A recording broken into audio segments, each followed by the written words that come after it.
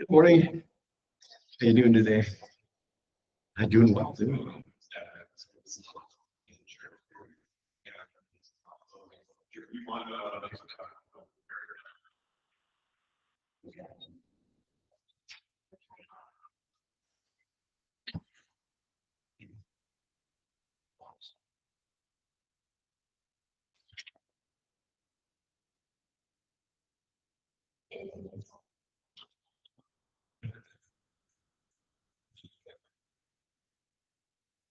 Have any questions at all? Abel, you have any questions at all?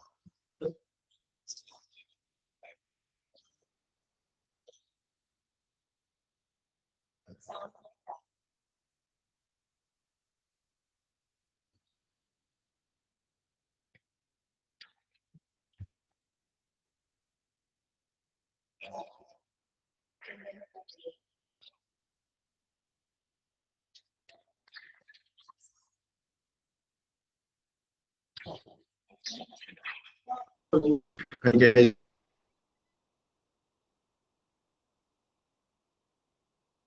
Doing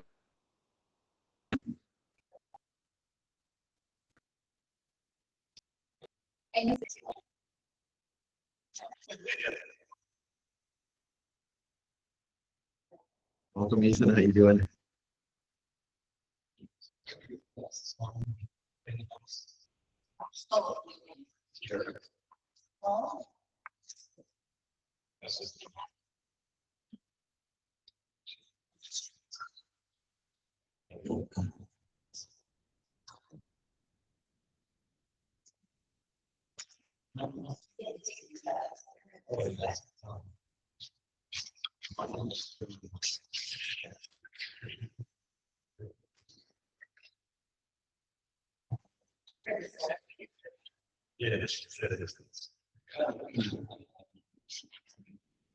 Hey, Donnie. How you doing?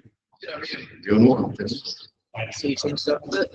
Yeah, I wanted to move everybody a little bit closer so you guys could hear theirs a little bit better. Especially because the heater. Yeah, I think it makes a lot of noise. So we're just gonna keep it off, even though it might get a little cool in here. Hopefully I not too remember bad. actually kind of stopped them.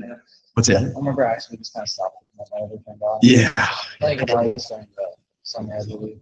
yeah, So yeah. it wasn't that solid. I don't know if the amplifier helps much, but let me just turn this on. Check. Yeah, I think it's at max right now. But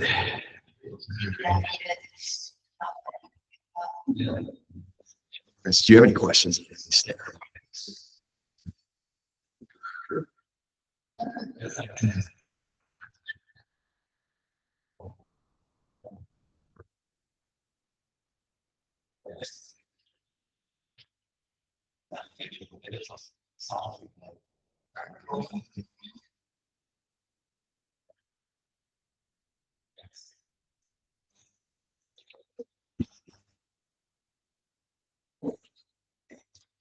Rick, how you doing?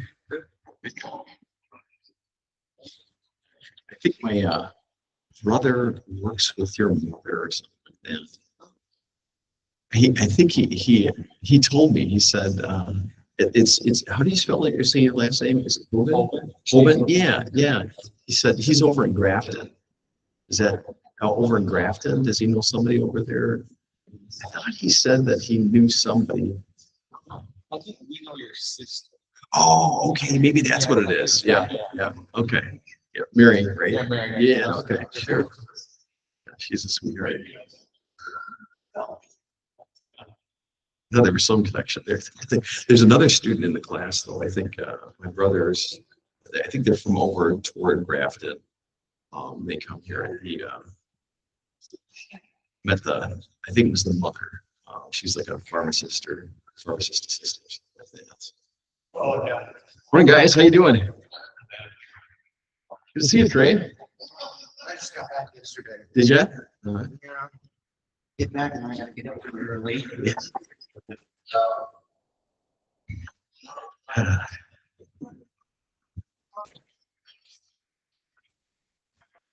A few more minutes, folks, and then we'll get started.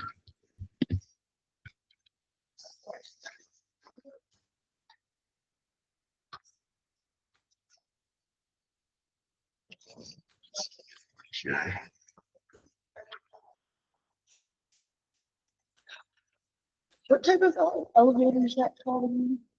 That is called a stabulator.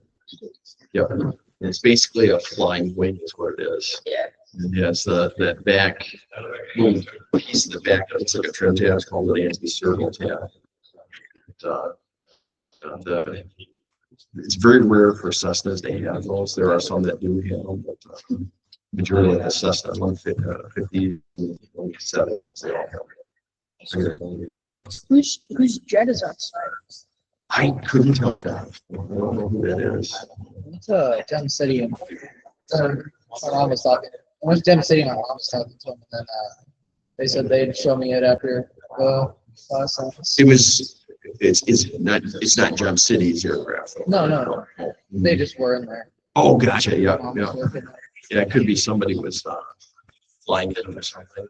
They said they're flying for private. Well, they are, yeah. A lot of charter aircraft, a lot of charter corporate aircraft. Yeah, that's just that one. Yeah. This has really become a hub for a lot of jets, a lot Yeah. of corporate jets. We've got Culver's here, Kalahari. Oh gosh. I think you want to listen. Yeah. I don't know if they have a jet. They should. They should. Yes. Yeah. Yeah, I would say a lot. And have a little taxiway Yeah. leading to the right to the back of the. Yes, I know that would be, well, actually, you can't do that. That's illegal. Yeah, the FAA doesn't link what they call them through the fence operations. And if you have a business near the airport, you can't have a direct access, private access to it. They typically don't allow that. So they frown on it. Say, I don't think they would necessarily. Just have a private jet and have a helicopter. Yeah. Get off the jet, have the I know. helicopter, Wouldn't it be nice? fly the 100 feet over. Yeah, over the fence, yeah. Morning. How you guys doing? Good. Good. All right. Really? Yeah. It's always a good thing. All right, everybody, let's go ahead and get started.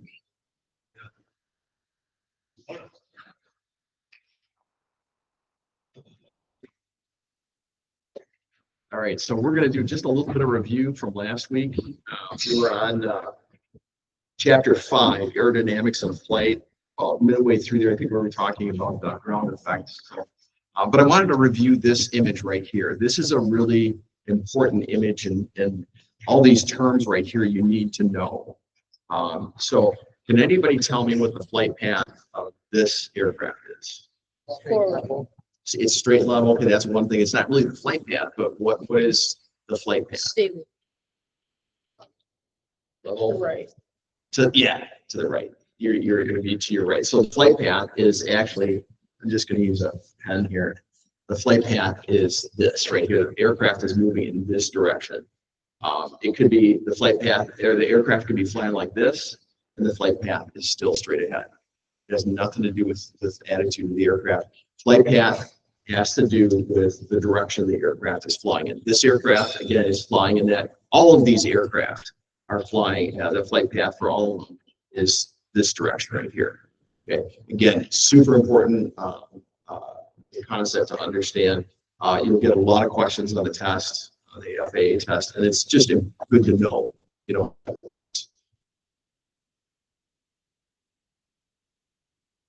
Here, these are all down. So if I, this one's down, that flight path is down like that. Does everybody understand that? This one is moving down, that's flight path. Okay.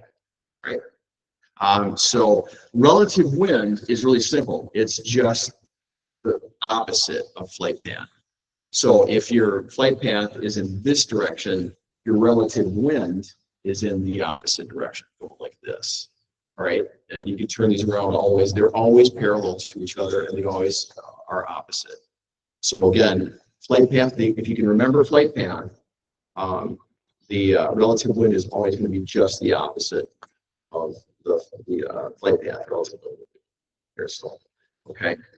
And then we've got a couple of other, items on here we should probably talk about. So we've got the center of lift, and notice that's the capital CL. That stands for center of lift. Does anybody know what CG stands for? Center of gravity. Center of gravity, okay. CG is center of gravity. And then we have thrust. What opposes thrust? Aircraft. Drag. Drag opposes thrust, yeah. And then you have lift. And then we have weight is kind of a different one. So the weight of the aircraft, it's 1,000 pounds, is always going to weigh 1,000 pounds. But there is a load factor on an aircraft. So when you pull up, or let's say you go into a turn and you want to stay level, you're going to be pulling back in the control. Basically, what you're going to be doing is creating extra load on the aircraft. So the weight of the aircraft does not change. It may be 1,000 pounds when you're in a turn, but its load factor is going to increase. Which is all it is how many people have been on a roller coaster? Okay, so when you go down that roller coaster and the cart or whatever goes up, do you feel those forces pushing you in your seat? That's load factor. And what that is, your body weighs whatever, let's say it's 100 pounds, and when you hit the bottom portion of that roller coaster and then go back up, you feel a force on you, and that's called load factor. So if you're pulling 2 G's of load factor, your body is going to feel like it's 200 pounds. And it's really easy to feel that, and you can feel it in a plane too when you're pulling G's. If you just lift your arm up, you'll feel it feels like your arm is heavy. Does anybody ever notice that when they've gone on roller coasters? How their head feels heavy or whatever, it's hard to move. So on aircraft, we call that load factor. And it's all it is just the number of G's. G's and load factor are the same thing. So if you're pulling two G's, 2 gravity, basically twice gravity, your weight feels like it's twice what it is. And 3 G's will be 3 times as much. Okay, all right. So let's get back to where we left off. We talked a little bit about drag, vortexes, our way to the vortices. Any questions on any of those at all? Any of that stuff? Questions? Okay. So ground effect, let's just review that really quick. So as an aircraft approaches ground effect, the aircraft, it behaves a little differently. So it's going to want to stay in the air longer, and that's because of downwash from the wing. It acts as kind of a spring almost here, and it wants to hold that aircraft up. And so you may actually glide along the runway without touching for quite a distance because of ground effect. There's also some dangers to it as well when you're taking off, let's say at a high altitude airport. You might get off the ground. Okay, so let's say here's my arm is the runway. The aircraft rotates, lifts up. It may get off the ground, but because of ground effect, it's got more lift basically because of the downwash here that's causing that aircraft to stay aloft. What will happen though at a high altitude airport or a really hot day, you may fly along the ground and you may never be able to get out of ground effect. Okay, and this is when the aircraft is heavily loaded or it's a hot day or a high altitude airport. So that's one of the dangers of ground. But we talk about that a little bit later on too. So let's see here. Yeah, these are some, and you won't see these in the book at all. These are different diagrams there, but they talk about the effect of downwash there. What it does to the aircraft there. All right, so in the book, I think we're on. Okay, axes of flight. Let's just, again, this is a review. So what is this axis right here? Vertical. Okay, vertical, and you can call it the yaw axis as well. Yeah, because the aircraft does yaw around that axis. This. Okay. That's the vertical axis. Okay. What is this axis right here? Longitudinal. What are the other ones? Roll. Okay. Yep. Longitudinal and roll. So the aircraft rolls around that axis. So if I put it right there, the aircraft can roll like this. Okay. It's also known as the longitudinal axis, right? Okay. And then lastly, what is this axis right here? Pitch, and what else? latitudinal axis, yep. And then the aircraft pitches around that axis.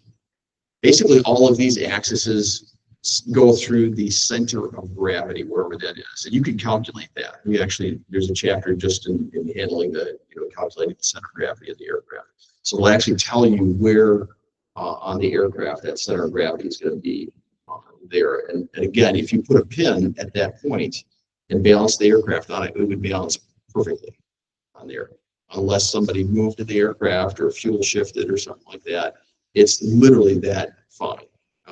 Doesn't make a difference how big of an aircraft. It could be a B-52, and you can still put a pin under there. If their plane can support it, it would just balance there in the air. Okay. Again, we get into weight and balance, like that's one dedicated chapter that calculated that. Just think of it as kind of a teeter-totter. I guess when we talk about that, that's something that maybe think about here. So, okay, so let's go.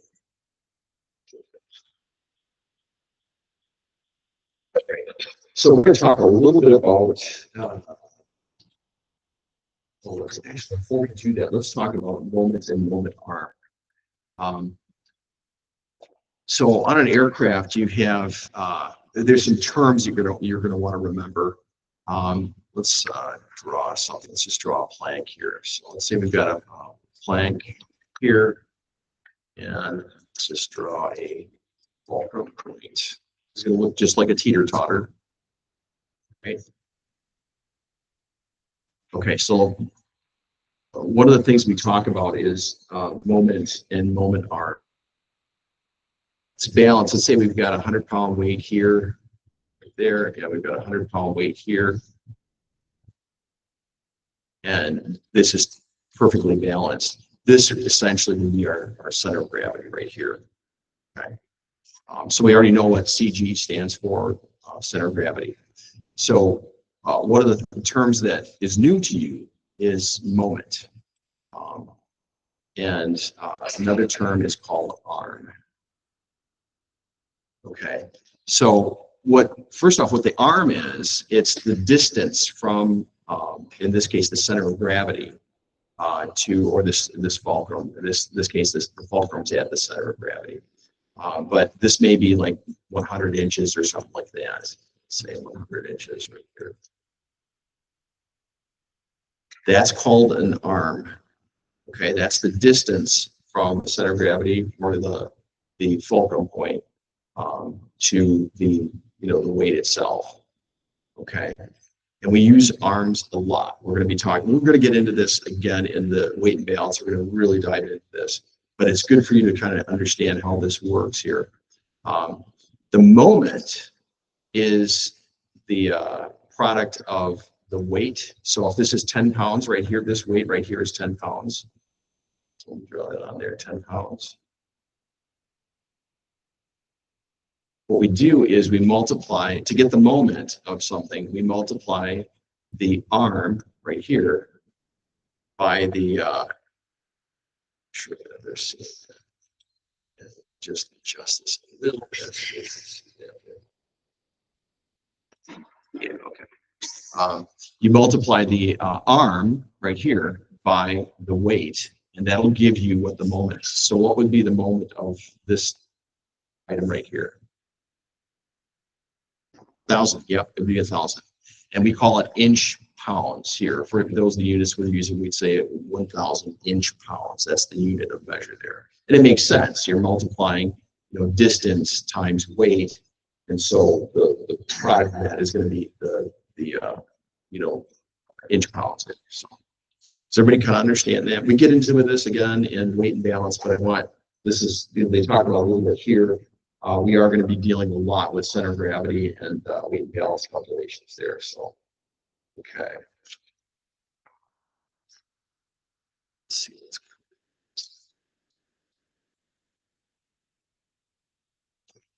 Right. Let's talk about stability. So there's several different types of stability, and I'll see if I can do a good job of explaining this. So stability has to do with, and when we talk about in aviation, we're talking about the stability of the aircraft. And stability has a really important part of it, because if an aircraft is really stable, it might be easier to fly. So obviously, what type of aircraft would we want to be easy to fly? Anybody have any idea? Yeah, Cessna, or what other types of aircraft? Because not all Cessnas are inherently stable. There's some that they're not stable at all. But what types of aircraft do we want to be really stable? Yeah. Airliner, yeah, true. What's that? Glider. What I'm thinking is, yeah, go ahead, dude. What's that? Ultralight, yeah, that would be a better one, because ultralights are flown by pilots that don't. Well, most of the people that buy ultralights are not like really super experienced pilots. There are some that have, experienced pilots that have ultralights, but they're real basic aircraft. And what I'm trying to get to is like trainers should be very stable. We don't want trainers to fly out of control when we fly. We want them to be very easy to control and recover from situations and stuff like that. What types of aircraft might we want to be a little less stable? Fighter jets. I'm sorry. Fighter jets. Fighter jets. Okay, yeah, that's a good one. Sport. What sport? Aerobatics. Aerobatics, yeah, aerobatics. That's as you said sport aircraft. Yeah, yep. So yeah, aerobatic aircraft. One of the drawbacks of having a stable aircraft is it has a harder time going into spins. I mean, I've taken up Cessna 152s and I've tried my best to get them to go into spins, and they won't. There's a lot of them that will. It depends on the rigging of the aircraft, the age of the aircraft, or what it was made. But some of them are so stable, they're really difficult to get into a spin.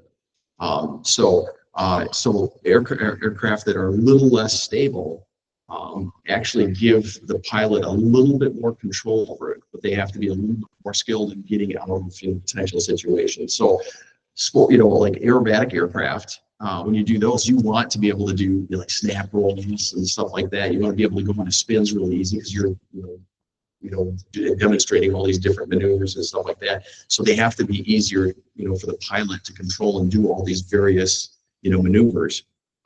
So that's why they're less stable. Let's say than like a Cessna or something like that, or a trainer would be. So with that in mind, let's talk about the different types of stability. So let's talk first about static stability. Static stability refers to what happens when you move an object or something, plane. In this case, just consider this like a ball inside of a ball here. This is just a ball bearing, let's say. What happens to that when we push it to one side? Does it want to go up the ball, or does it want to go back to where it came from? Where it came from. Yeah, it wants to go back to where it came from, because the bowl is like this, essentially, right? We've got the ball down here. We move it up here. It obviously wants to roll back down to the center. That's called positive static stability. It's whatever it is, whether it's a plane or a ball in this case, it wants to move back to where it came from. And then neutral static stability, it'd be like me putting a ball on this table. If I push it this way here, what is it? It's just going to go over there, but is it going to come back? No, it's neutral static stability. You're just pushing the ball in one direction. That's a neutral static stability. The opposite is if you have an upside down ball, and it demonstrates negative static stability. If you have an upside down bowl like this, you have a ball at the top. If you push that, it's just going to roll off the sides, right? That's called negative static stability. Now, what does that mean in terms of aviation? I mean, it's like, okay, great, Joe. It doesn't really help me much, but so in aviation, what it means is let's say, let me demonstrate this here. So if I pull back on my control yoke, the aircraft is going to increase in pitch, right? And it'll probably go into climb. If you let go of the control yoke, what's going to happen to the aircraft? Typically, most aircraft, well, we don't know. I mean, it really depends on the aircraft. Most aircraft are going to demonstrate positive static stability. And that is, they're going to, when you apply pressure, it's going to point up like that. You let go of the yoke, and it's going to come back down. That's positive static stability. Not all aircraft do that. Some aircraft, again, like aerobatic aircraft, they may actually just stay at that attitude. Or in some aircraft, it may pull back a little bit, and it may continue to go into an aggressive, angle of attack and that. Okay, so that's so positive static stability. Positive static stability is pull back on the yoke or push down on the yoke, either one, and the aircraft is going to want to get back to where it was. That demonstrates positive. Neutral static stability really doesn't. Oh yeah, it's so if you have neutral static stability, tell me what would happen under neutral static stability on this aircraft if I pointed it like this. Yeah, it would. Yeah, it would just remain in the same attitude. It would fly like that. That's neutral static stability. Okay, and I do the same thing down here. What is it going to do if I point down like this? It has neutral static. Yeah. Right. And then what about negative static stability? If I do this like this, what is it going to do? Keep going. Yeah, it's just going to keep going up like that. Okay, so that's static stability. All right. Let's see here. So then we talk about, yeah, they've got some diagrams here. These basically are all the same thing. Now we talk about what happens. We talk about dynamic stability. Dynamic stability is what happens, in the seconds after you displace something. So, let's go back to the bowl here. So we're at the bowl. Let's say we move our ball over here, and we know it's got in a bowl. The ball is going to want to roll back to the center here. But what happens after that? Does it just stop when it gets down there? Right. It's going to swing back and forth like a pendulum, right? In the bowl. Okay. That's what we call dynamic. That's the change over time. Okay. And that's as opposed to static. That's just indicating what the tendency of the change is going to do. This is what is it going to do over time. And in this case, this ball right here has a tendency to swing back and forth, but eventually it's going to get back to equilibrium. It's going to be center right, fall back. Not too distant from an aircraft. So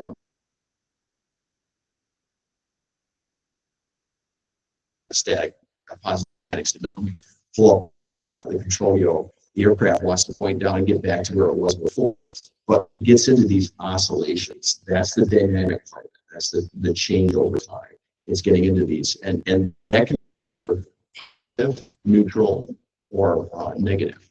So positive. Can anybody guess what positive dynamic stability would look like in an airplane? So I'll give you first. Let me show you first, and you guys tell me which one it's going to be. So we understand static stability. Let's talk about the dynamic stability.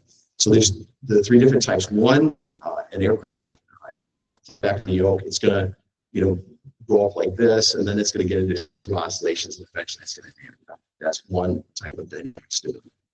Another is we pull back up, like hit this, and let's see, it's going to stay in these oscillations for just forever. It just keeps going with this. That's another type of dynamic stability. And then the last one is we control yoke, and it's demonstrating. All of these are demonstrating positive static stability. So we pull back on the yoke, and in this one, the oscillations get larger every time, right? So the first one, pull back on it, and the oscillations dampen out. It doesn't. It basically it's going to get back to equilibrium. The next one is it just stays in there over time. It's just going to be oscillating back and forth like this. Okay, and then the third one is okay. So which one is demonstrating positive dynamic stability? Which one's demonstrating neutral static stability, and which one's demonstrating negative static stability? Yep.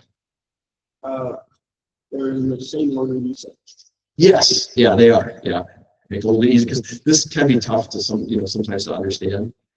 So everybody, tell me what this is. So this one, we push the nose down, it comes back up, and eventually dampens on over time. Which type of dynamic stability is that? What's that? Positive dynamic stability. Yeah, yeah. It's getting back to okay. Okay, so what if we pull back on the yoke and it just stays in this neutral? Okay, and then obviously the last one is the dynamic stability where it just gets worse and worse. Just you'll get, and that does happen in some aircraft. There are some, even some corporate jets, that they have special devices on it to prevent them from going into certain types of oscillations. But then again, corporate jets, they want to be very fast, so they have a very specific mission. People from point A to point B, and they move really fast. So they sacrifice some of these types of stabilities in the aircraft design so that they can get more performance out of it. That's what you sacrifice. If you have a positive static, positive dynamic stability, your aircraft is going to be much easier to fly. But when you design it that way, you're giving up performance.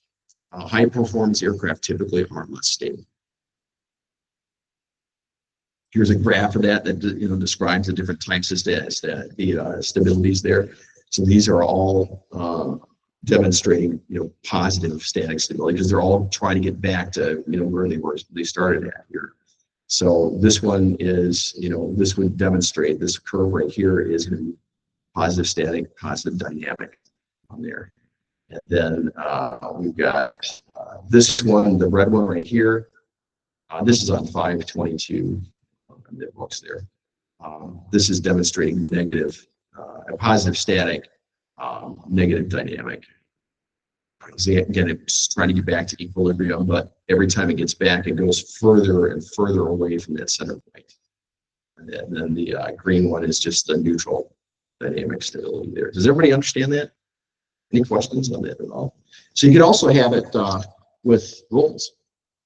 So you could have stability with rolls. So this is a good one. Most aircraft, when you bank them, when you get to a certain bank, they just stay in that bank. If you bank too much, the aircraft will want to continue to bank. And that's true of most trainers as well as just regular aircraft. They'll just want to keep going into it. So what is that demonstrating as far as static stability? If let's say we're going to a bank like this and it just stays in that bank, what type of stability is that? Neutral. Yeah, neutral static stability. And then the same with, if in this case, if we go let's say to a 60-degree bank, the aircraft will try to keep rolling unless you prevent it from rolling. There's a bunch of forces we talk about here as well with that, but basically when you go to a 60-degree bank, it's going to want to keep rolling, so you have to hold a force in the yoke there to prevent it from going too far. What is that demonstrating as far as static stability? Negative, yeah, negative static stability. So it's going to want to keep rolling. Okay, and then you also have yaw there. That's an important one too. Yaw, we have. Can anybody tell me the control or the actual surface on the plane that helps us yaw and keep the aircraft stable? Rudder and yeah, the tail fin actually is what I'm looking for. The rudder you can control, and it does help. But that tail fin, the vertical stabilizer is what we call it. That's really what keeps the aircraft. It's like an arrow. When you fire it, shoot an arrow on, it always wants to travel with that head pointing first, and then the feathers in the back there. And the feathers keep it. They create a little bit of drag, but they also keep that arrow moving straight through the air. So those are kind of like a vertical or horizontal stabilizer for the aircraft there. Right there. Yeah, this is just another diagram of dynamic stability here. That would be positive dynamic. This would be negative dynamic here again. All right, here. And we did talk a little bit about this, but let's go over this again. So again, CL, again, there's two types of CLs. There's the C lowercase l or smaller subscript L, which stands for coefficient of lift. Anytime we see a capital C and capital L, that talks about the center of lift. So again, that got me on the question one time. I was taking my commercial. So you want to make sure you understand the distinction between the two. But usually when you're talking about the aircraft and we're talking about weight and balance, center of gravity, we usually are referring to coefficient of lift. So does anybody remember? Does the coefficient, the center of lift, so I gotta be careful with that. Does the center of lift change when we change the pitch of our aircraft? Anybody know? A yes here, I got a no. Yes, you know. I got a couple of no's. Does anybody else want to take a stab at it? We got a couple of yeses, a couple of no's. It does. The center of lift does change as we change the angle of attack of the aircraft. Okay, so that's going to move up and down, back and forth. So center of lift does move. You know, your center of gravity is always going to be at the same place at any moment in time. You know, over time, you're going to burn, you know, off some fuel, so that's going to change your center of gravity, or maybe a passenger moves up to the front or something like that. That's going to change the center of gravity. But as long as everything stays the same in the aircraft, as far as weight is concerned, the center of gravity is always going to be at, you know, whatever point, you know, we have right here. Let's say it's on this aircraft. But that center of lift does shift back and forth, and that's how we kind of control the attitude of the aircraft. What do we use to control the attitude of the aircraft? What control? Elevator. Yep. We just pull back on the elevator. All right. So again, center of lift can move back and forth, and center of gravity typically is going to stay the same unless we shift weight somehow in the aircraft or take weight off or add weight on it. So this right here, this T right here stands for the tail force in an aircraft. And again, I'm not going to dive into that too much because we get into that a little bit more later. And I do talk about it here. So, well, let's talk about it a little bit right here. We get into this in weight and balance, but let's bring it up here. So, all right. So we know that we use the elevator to control the pitch of the aircraft. Tell me what would happen if we moved our center of gravity. Let's say we take off and the center of gravity is really far aft of the aircraft. What is that going to do to the effectiveness of the elevator? Is it going to make it more effective or less effective? Less. Yeah, it's going to definitely make it less effective. That's why we want to have that center of gravity move forward. And the reason for that is if we have the center of gravity move really forward, we're going to have to use more elevator to get that nose to move up. But if we move that center of gravity further aft, eventually what will happen is the aircraft is just going to point down, and you can try everything you possibly can to pull the elevator back, and it will not. You know, it's not going to. It's not going to climb. There's just not. There's too much force that this elevator has to apply to get it out of that. Yeah. Question.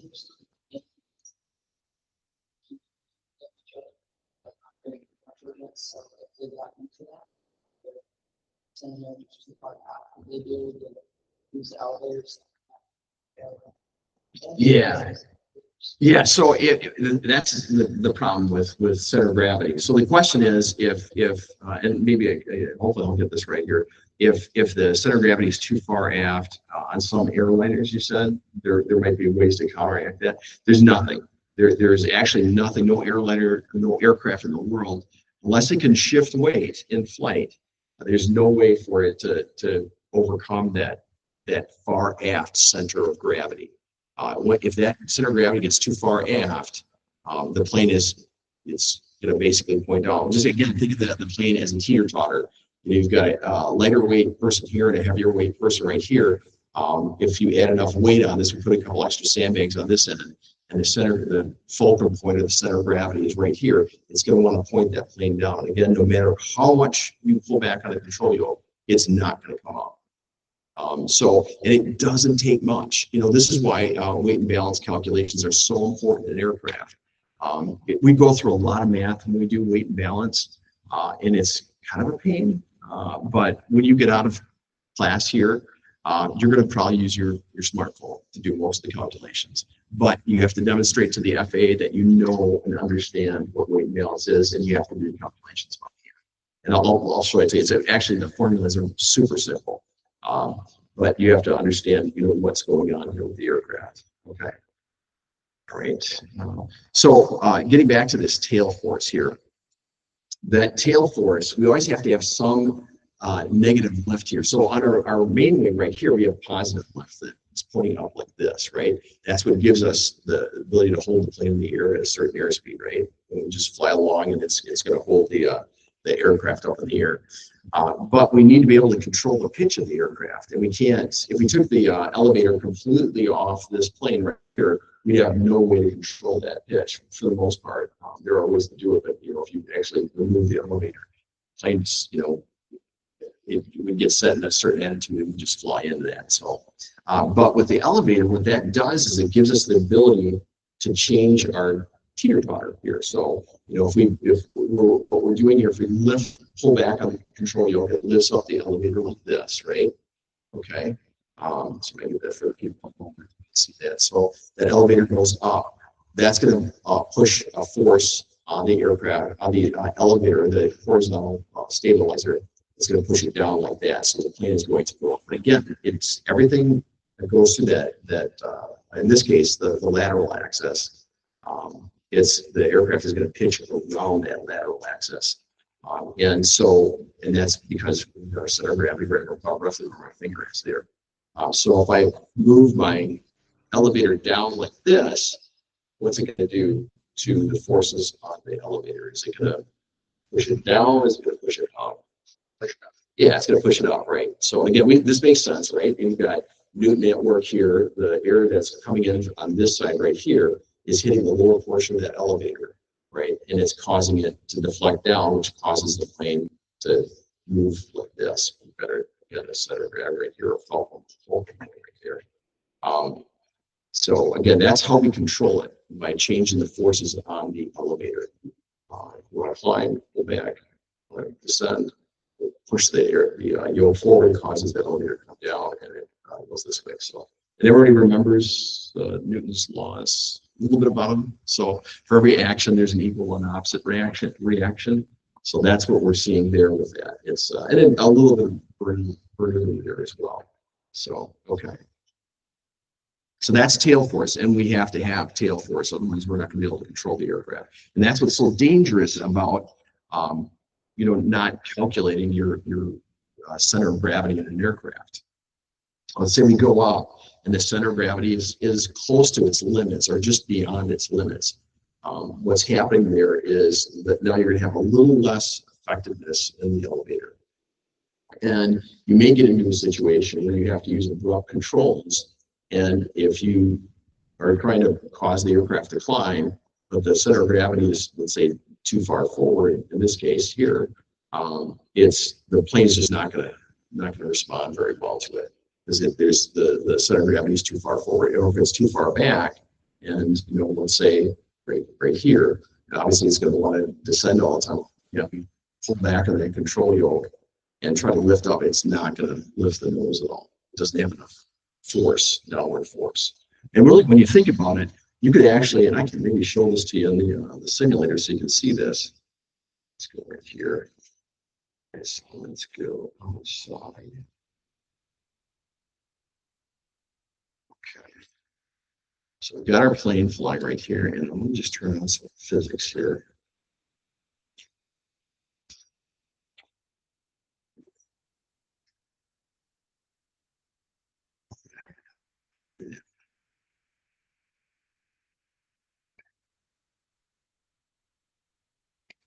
Back here.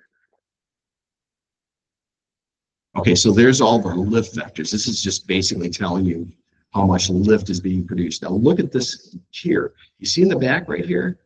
See how there's some green lines right here on the tail section right there?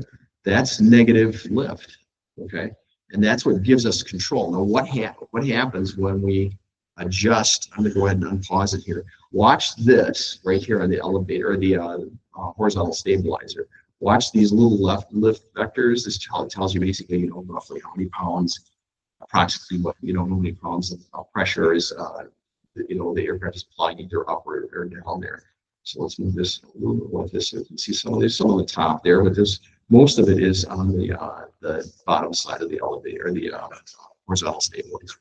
All right, so let's go ahead and see.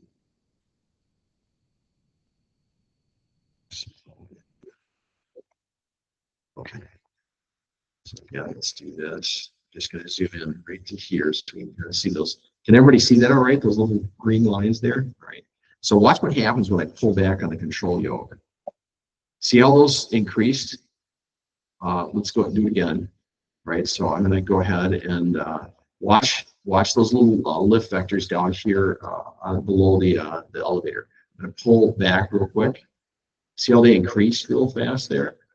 Yeah. And then if I push down on the nose there, well, there you can see those. Yeah. So what's happening here is you can see the lift vectors changing on it as I oscillate there with the aircraft. Pull back on the control yoke, it increases the negative or the force moving the aircraft up. And then if I let's get low here. So if I want to push the nose forward, there's going to be a lifting force in the opposite direction here. So if I do that, you can see how the top. Did you notice this up here on the top side? When I push the nose down, there was a slight increase. There's a bump there that happens when I stop my changing my pitch there. You can see that right. You see those that on the top portion of the wing, the lift vectors change there. But that was after I pulled back. So I pull back right now, right there. You can see those. Let's see if I can get it to pause here. There we go. All right. So this is when I first pull back on the control yoke. These lift vectors are now negative, right? They're pushing that tail down, which causes the aircraft to go into a climb. All right. Let's pause it here. And then if I want to push the aircraft, the nose of the aircraft down, watch what happens here. So I'm going to get a better angle here.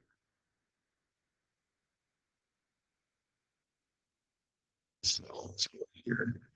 Pull back a little bit here.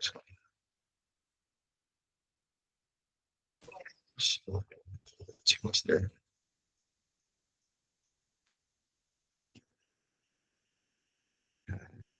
So if I nose it over, okay. Let's see here. We got, yeah, I can't really see it. It's hard to tell because the nose is a little heavy. It doesn't need as much, probably as much pull there. But this right here is where you're going to see more lift. You're definitely going to see less lift down here, or the negative lift there. And again, that's how we control an aircraft. That's we're using the elevator to change the amount of weight on the teeter totter is what we're doing. It gives us the ability to control things there. Does everyone kind of understand that? Again, we get into this a little bit more in underweight and balance. So,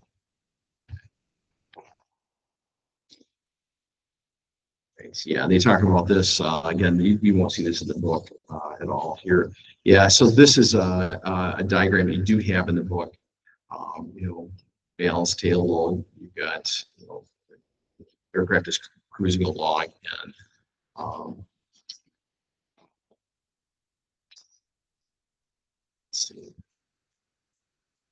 oh yeah, this is talking about this diagram talks a little bit about downwash on the aircraft. So if the downwash, as you go faster, the downwash here is going to kind of bypass that elevator there, and so there's it's not going to have as much effect on it at slower speeds because the angle of attack. So in this case, the flight path they're saying is kind of like this, but it's flying very slow.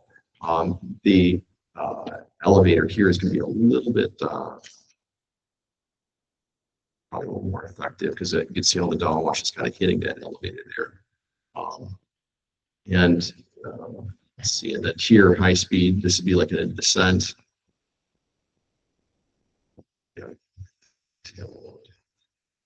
So we're going to have this. Basically, this diagram is just talking about the effects of the downwash on the elevator itself. So it is going to have an impact on the elevator. We talked a little bit about downwash on landing, and I think we'll get into that again a little bit further later on. So, but downwash is part of the ground effect, and we talked about that. Yes, there too. And again, what downwash is aircraft or the air moving across the wing, and then it's this portion of the airflow that's called the downwash there. And what they're illustrating here is the different types of downwash. Where there's going to be, at cruise speed, you're going to have, a certain amount of downwash hitting that tail there. Lower speeds, a lesser downward a little bit for that. So, okay.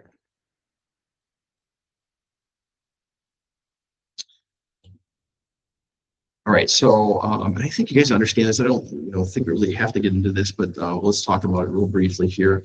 So they're talking about here what happens if you don't have enough downwash. So downwash is going to, so as the air flows across the aircraft here, so here's airflow, hits this right here, that's normal downflow.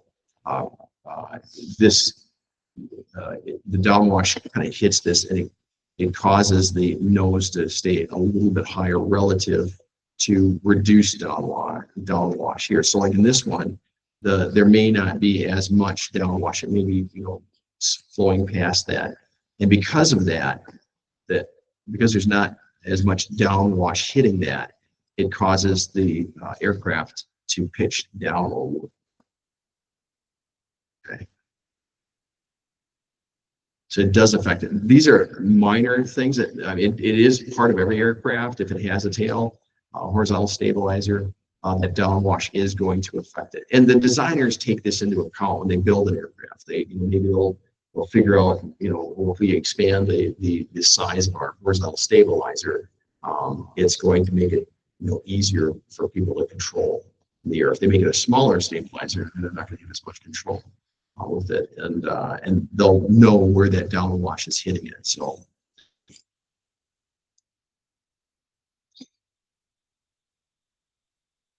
and here, yep, center of gravity there. Yeah, so a thrust has an impact on the pitch of an aircraft too. So can anybody guess if, in most aircraft, let's say a Cessna, if you apply full power, let's say you're at 50% power, and you apply full power, what do you think the aircraft is going to want to do? Is it going to want to descend? Is it going to want to stay where it's at? Or is it going to want to climb? Yeah, it's going to want to climb in most aircraft. Again, it depends on the aircraft. There are some aircraft that, maybe they're going to point down if you, accelerate. It all has to do with that center of gravity and the design characteristics of the aircraft itself. It may change that. So.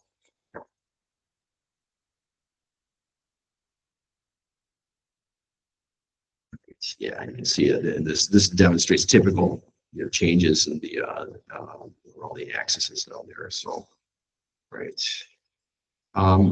As far as airplane design, how do they design stability into an aircraft? So one of the things they can do, we talked a little bit about the aircraft rolling like this, and if you wanted to increase the stability, let's say in the roll axis, let's say here like this, what they can do is they can actually bend the wings up. Let me just show you this right here. So these wings right here, if we bend these up, the aircraft is going to want to be, if you go to a bank, moderate bank, the aircraft is probably going to want to get back to a more stable position, or it's going to want to pull back in a straight level flight. That's how they design stability into the aircraft. And the design of the aircraft. And some aircraft, obviously, based on the design of the wing, if maybe they have their wings are folded down like that, well, it may not be a trainer aircraft. For trainer aircraft, if you look at them, they typically do have a certain amount of dihedral, as we call it, and that's the bending up of the wing. That's what they're showing right here, and you can see it in this airliner right here. It has a certain amount of dihedral. So if I were to draw a straight line, let's say, from, let's see if I can get this right here, so right there. Okay, can you see the difference between the distance from the tip to the line here, and then at the wing root, right there, it's much lower. The tips are much higher. That's what we call dihedral. And again, that's going to add a certain amount of dynamic and dynamic and static stability to the aircraft when it goes into certain, maneuvers. And again, you can even see it here too. If you look at this, you draw a line right there. They've got the same design here. You've got this wingtip is much higher than the base of the tail right there, where the horizontal stabilizer attaches there. And again, you can see it here. That's what they're doing there is they're designing stability into the aircraft. That's some of one of the types of techniques that aircraft designers can use to build in stability in there. Yeah, they've got the definition of dihedral is the upward angle of the wings from the horizontal state horizontal state. Okay.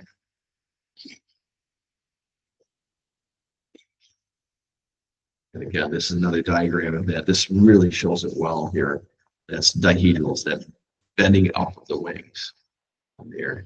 What it has a tendency to do is, if you do bank an aircraft, let's get to know a little bit more physics here, but let's say I bank the aircraft a little bit like this. The angle of attack on one side, which I think they show that here. Let's see, maybe one here that actually shows this. They had a diagram here that actually showed this. Let's see if I can explain this. So when the aircraft goes, if it has a high dihedral like this, and you go into a bank, let's say like that, okay? And let's see, we're turning like this. This wing over here is going to have a slightly higher angle of attack, and it's going to want to correct itself and get back to the center. Basically we're back to straight level. That's what again, that's how that dihedral affects stability there. Some aircraft have no dihedral at all. This aircraft, as I show you this aircraft right here, this is not demonstrating any dihedral at all. It's just neutral here. Right. Right, yeah, here they kind of talk about right here. Wing has a decreased angle of attack. That's reduced lift. Do the side slip here. And then this one has a larger angle of attack, so it's going to want to get that. In this case, a glider, it's going to want to get back, rotate the aircraft naturally. If we let go of the controls, it's going to want to go back to the neutral or straight line flight. And then there are other types of wing shapes. Again, this is another design characteristic in aircraft that engineers can change on an aircraft. They can sweep back the wings. This is called sweep back right here. If we draw a line right here, see here. So there's our line right here. We can see that the wing starts here, but then it sweeps back, drastic angles here. They did this back in World War II. They did not know that wings couldn't be just straight. I think they really found this out when they were developing the P-38 Lightning. If you don't know what that is, it was a fighter aircraft. And back in that day, aircraft were designed with pretty much straight wings. They didn't have any sweep back to them. This one has a little bit, but it's not much. So what they found out though was that when they got close to the speed of sound, air was coming from the tip and hitting these wings, and it would cause just interference with the controls, and they couldn't control the aircraft. So they had to figure out ways when they were designing the aircraft to mitigate that issue.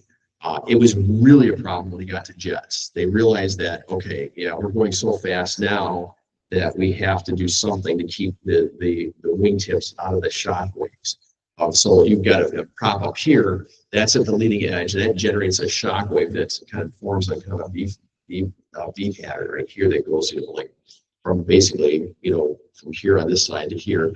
What they needed to do is they needed to bend these wings back down or create this sweep back that we're seeing right here. And that made the, let's see if I can draw this here. So the shock wave would go out more like this and kind of miss the wing, so you'd have more control over the aircraft. Because obviously our ailerons are right here and right here. And we need to have good airflow over those ailerons so that we have control of the aircraft. On the P-38, it wasn't able to.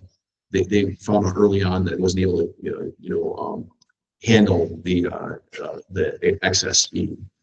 Yep.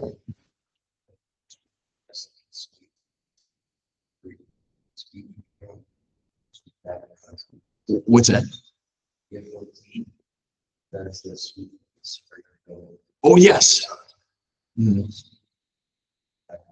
Yes, yeah. So there are, what they did, this was a novel design back in the 70s. They actually created an aircraft, a fighter jet, the 14, right? F-14, where the wings actually came out. If you ever saw the first Top Gun movie, that's what they were flying, the F-14s. And the wings would actually, they could adjust them, the pilot could adjust them so that they would go back. What was that? Aardvark, yes, that's right. That's another one. Yeah, that was the F-111, right? Yeah, yeah. So that had another one that had a mechanism inside the wings that could change the leading edge of the or change the sweep back of the wings. Manual system mechanism. It obviously costs a lot in terms of performance because now you have all this gear inside the aircraft that has to maneuver or change those wings around. But yeah, that would be an extreme. They've gotten away from that now because they realize there's other ways of dealing with this stuff. But in any case, that's sweep back, and that's why we have to have, you have to be thinking about that when you're designing an aircraft. You have to think about, are you traveling so fast that it's an issue? Obviously, with planes like this, a Stearman right here, you're not going that fast. We're not even approaching the speed of sound. That's where when you start approaching the speed of sound, that's when you have to start thinking about, these types of design shapes in the aircraft there. Okay, now we know that. Let's see here. Yeah, we talked a little bit about this, so I think you guys understand this, that the tail fin or the vertical stabilizer itself, that's going to help us stabilize the yaw axis right here, the vertical axis. Yeah. If you have a really large tail vertical stabilizer, the aircraft is going to be very stable in it. But what's the negative of that? If I have a really large vertical stabilizer, yeah, more weight, more drag. Yeah. So it's, again, less performance, right? So if I have a smaller vertical stabilizer, we have an increase in performance, but a decrease in stability of the aircraft. Yeah, I can get into some of this stuff. I don't think you guys need to see this. I think, does everybody understand what they're talking about right here? It's, again, our center of gravity is right here. And again, it's instead of, viewing an aircraft like this, we're just viewing it like this. And if let's say that if the flight path is this way, if I, cause the aircraft to go up like this, it's going to want to get back to our, center point, whether this is for looking at for instance, I guess do this. But again, here they kind of describe it. Everything, you're going to see that CG everywhere. Again, just think of that as in the teeter-totter design. That's the focal point right here, the teeter-totter there. Okay. And again, you've got this is like, think of it as an arrow. It's going to want to get back to that central balanced point there. Okay. Yeah, again, this is just a dart demonstrating all of the stuff we just talked about there. You've got a center of gravity on a dart. When you throw it, it's going to want to keep that nose front because you've got these aerodynamic forces. So it adjusts, even though you may throw it, when you throw the dart, you may be, pitched up like this or down or whatever. It's going to want to get back to that center of gravity where you've got that equilibrium there. And then it's hopefully going to hit your target if you're, unlike me, most of the time. So, all right. So different types of wing forms, plan forms for aircraft. Probably the most common one is something like this or this right here. If you look at a lot of Piper aircraft, they have what's called a moderate taper on the wing itself. You generally don't see shapes like this very often unless it's a higher performance aircraft or experimental of some sort. And again, sweep back you're going to see typically in fighter jets and things, the aircraft that move a lot faster. You'll see it in some corporate jets. A lot of corporate jets who do have the sweep back wings, and that's kind of the argument to the sound. There's some jets that fly.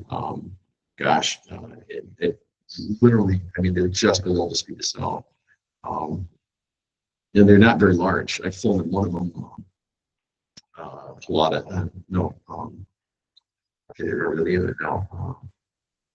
Anyway, it's got sweep back wings because it does travel so fast.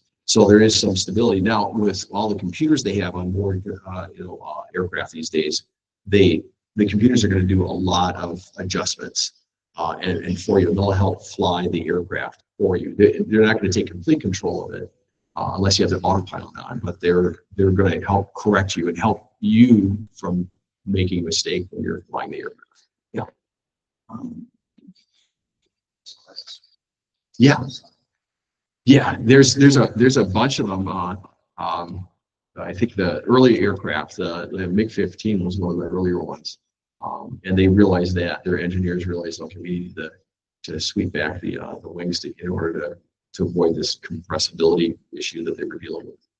But it was really discovered. I think it was around they probably knew it before then, but it really manifested itself with the development of the P-38, and they had some really cool ways of figuring it out then, and later on they changed a few things there, but yeah.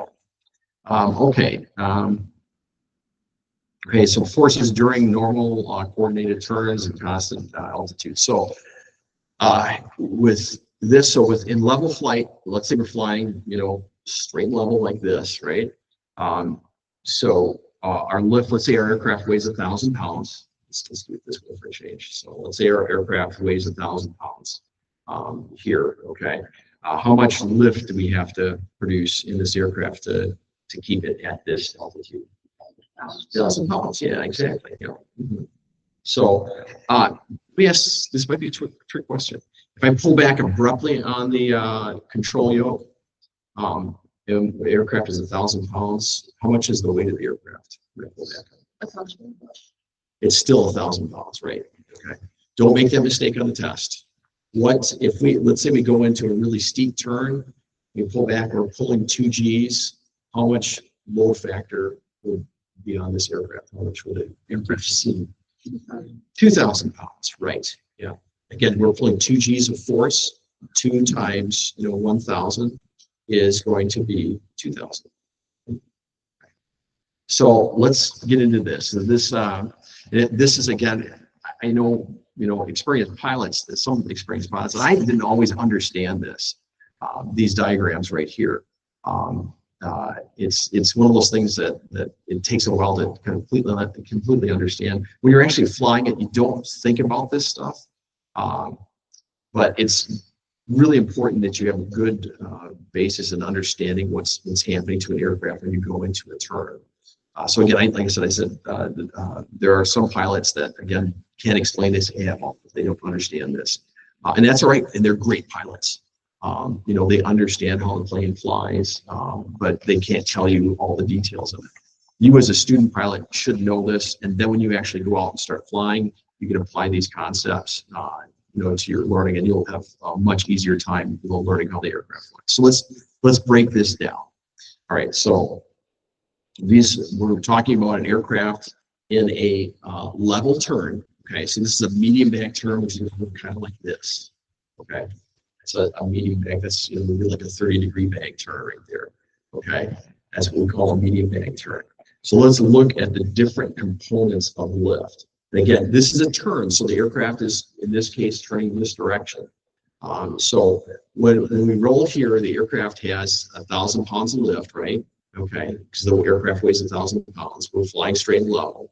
When we turn it like this, what's happening is we're now changing the lift vectors into 2 different components. We've got our vertical component of lift, and then we also have the horizontal component of lift. What do you think the horizontal component of lift does for the aircraft? It's a tough one, unless you've experienced, done this before. What does that horizontal component of lift do? Well, first off, let's think about it. I'll let you answer here in a second. So if you bank it like this, the horizontal component of lift is working that way. What is that causing the aircraft to do? Oh, that way. Right, it's lifting the aircraft horizontally in this direction. Okay, so you've got your vertical component of lift, which keeps the aircraft up in the air, but the horizontal, when we go into a roll, let's say like a medium bank turn, that horizontal component of lift now is used to pull the aircraft over in this direction, to lift it in this direction. That's the way to think of it. So you got your vertical component of lift and your horizontal. So what happens to the aircraft then if, let's say we go into a roll like this and we cause this to go into a turn. Can anybody guess what our vertical component of lift should be at this point if we want to stay level? So the aircraft weighs 1,000 pounds. We may have 60, 70 pounds of horizontal component. Again, you don't have to worry about numbers. They're not going to ask you for lift numbers or anything like that there. But they want you to understand this. So our aircraft weighs 1,000 pounds. We go into a bank. We're going to lose some lift when we do this because, again, right now, all the lift is acting straight down, right? But when we do this, now we've got some lift that's acting, is acting at an angle here. We're breaking those different, that total lift right here, we're breaking it into two different components. The vertical component and the horizontal component.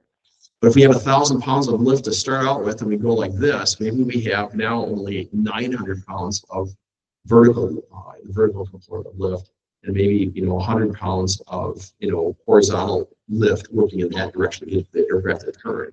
So what's going to happen to the aircraft? Is it going to stay level at that?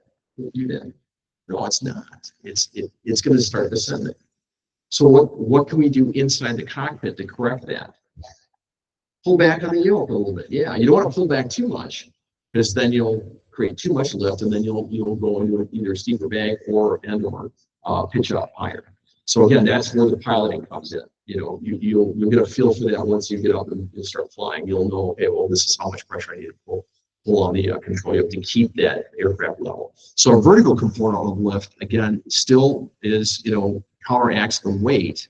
The horizontal component of lift pushes the aircraft in that direction. So the vertical should be the same. If we're in a straight and level turn right here, that vertical component of lift should equal the weight of the aircraft if we want to stay straight and level.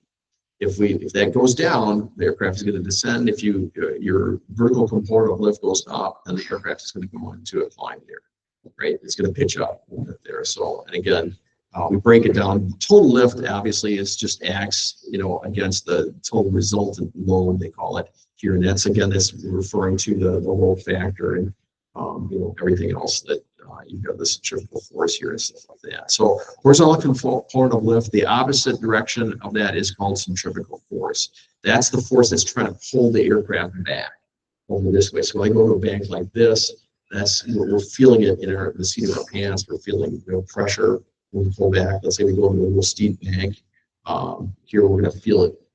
We're going to be kind of pressed into our seats a little bit. That's the centrifugal force there. So a steeply banked turn, again, this makes it a little bit easier here. So again, you still have your vertical component of lift. You've got your aircraft right here like this, and you've got your horizontal component. Look at how much more this vector is right here. This is a little bit small vector. This is a much larger component of lift. So what's happening here now, we have to generate, again, 1,000 pounds to keep the aircraft, the vertical lift that is here, but we also have to generate a ton of horizontal component of lift to keep that aircraft in that turn. Otherwise, it's going to fall out of the turn itself. So this is the difference between a steep bank and a medium bank turn. Okay. We're going to be touching on this and again in the future. Does everybody kind of understand what's going on there with the lift vectors? What's happening there? So you've got your lift vectors and you've got your forces, acting on the plane. Here, we'll actually do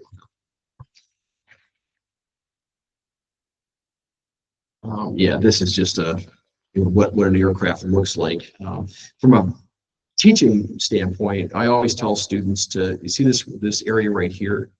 This is what we call, Rod Michel kind of coined this. He said it's the pizza slice. So it looks like a slice of pizza. But basically, when you're in a turn, a constant rate turn at level flight, you're not changing anything. It's just basically level turn.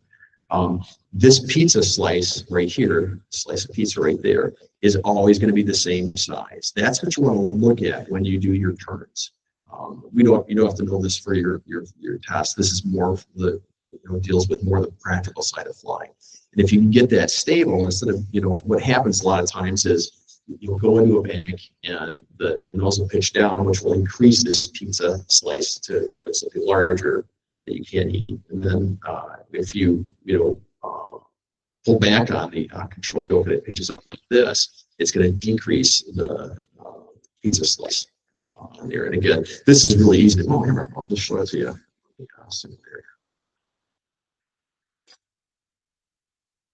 And again, this is not something that you have to know for the test, but when you start flying, you definitely want to understand this. This is why we go through all this stuff, so that you can apply this to life. So, okay, and this. Oops. Okay, let's get it back up here. Just going to turn off the physics here.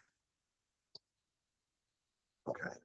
All right, so what I'm talking about, I'm just going to pause it right here. So let's hold it right there and pause. Oops. Okay. This is the pizza slice right here. That's the slice of pizza. And if you can maintain that size of that pizza there, your turns are going to be much smoother, and you're not going to be changing altitude all the time. So let's see what. First off, I need to get to. Let's stay low here for a second. Just see what here. Just trim to. So I'm looking right now at my altimeter and my vertical speed. I want to stay at basically roughly about 2,800 feet. So I'm going to pull back or go into a roll here, and I'll keep it right about there. So there's a size slice of the pizza that is going to keep me in that turn. If you look at the altimeter there, does everybody see the altimeter? That says about 2750, something like that. I'm in a constant rate turn.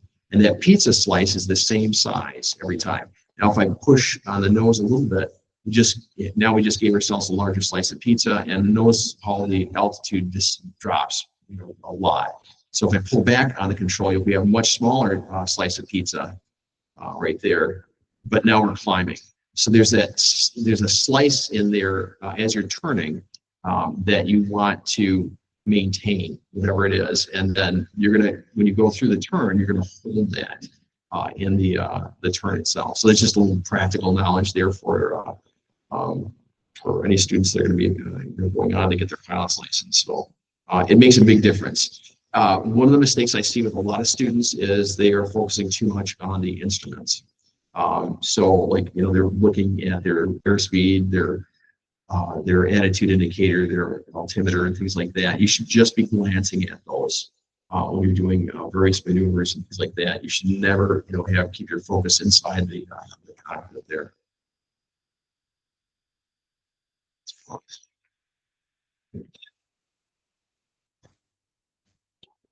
Yeah, so that's what I'm talking about when I say pizza slice. All right. Yeah, this is just another diagram of what we saw before: weight, lift, total component lift, the vertical component, and the horizontal component. You will see these terms in the FAA written test. So it's important that you understand this. They really do focus a lot on this. For example, a turn here. This is like a medium bank turn right here. I remember the first time I did a medium bank turn in an aircraft, I thought I was going to fall outside the aircraft. I was absolutely terrified. And a medium bank, turn is like this. It's really small. It's not very large at all. When you go into 60 bank turn, then it just feels like you're upside down. It's crazy. The first time you do it, and I was so terrified. I'm sure I left handprints in the seat. I was so terrified. And then I got it. Yeah.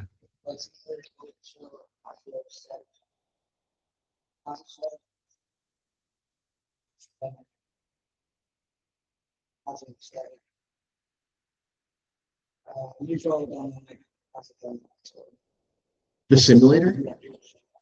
Stay after class and let's try it out, okay? Because I should have done that earlier, but since we're off that topic, let's stay after class and kind of demonstrate it here and see. And yes, it does. It'll demonstrate all that stuff. It's a really great tool. I wanted to use this, because it's a little bit easier there. So, okay. So this is a steep bank turn. This is what it looks like from the the cockpit itself. And you're looking, when you look to the left here, all you see is ground, you know, when you're doing a steep turn. And I can tell that's a steep bank. And look at the attitude indicator real quick. You can see this, zoom in there a little bit, but that little mark right there, that little marker indicates where the aircraft is, and it's right at the 60-degree marker. There, that's that little on the tip of my pointer finger right there. So actually on the tip of my thumb is the 30-degree bank there. Okay, that's a steep bank. If you're looking at the aircraft from in front of it, it's a side view there. And that's a tail view of it. Again, some more diagrams on the different types of forces. This has to do more with slipping and skidding. So, and which we should talk about. So, when an aircraft skids, we'll think about a car. When a car is driving and it does a real fast turn, what does it have tendency to do? A real fast turn on slippery roads. What's that? It has well, no, I mean, the car itself is going to, yeah, rear end's going to want to kick out like that. Okay. So that would be a situation where you've got, you know, the aircraft is skidding to the outside of the turn itself. You know, the car, if you're driving a car really fast, you do a sharp turn, that rear end's going to want to swing out like that. That's what they're talking about here with slipping and skidding. So slips are, you know, a skid is going to be with that tail going out like that. A slip is going to be the air. Well, you don't see this in cars, but in the air, what a slip is the aircraft, it goes into a bag, and you don't have enough yaw force here on the aircraft to keep it, you know, centered there. It slips to the center. So the way of demonstrating this would be you're on a racetrack. Let's say, I guess, in the car. So you know how racetracks have those angled corners like this, you know, all that.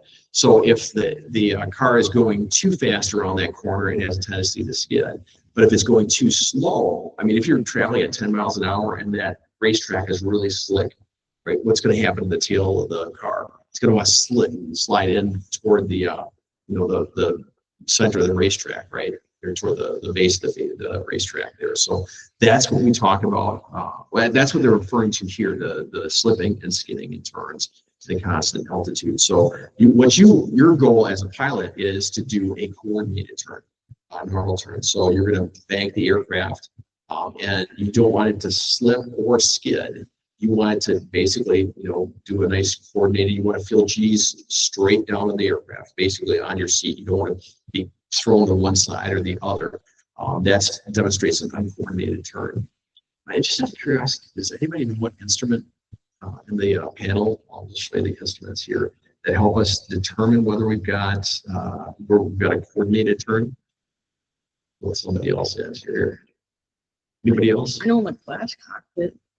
Yeah, actually, well, it's actually, you'll see it in all cockpits. Yep. The bottom left. Bottom left, we're right here. Up a bit. Okay.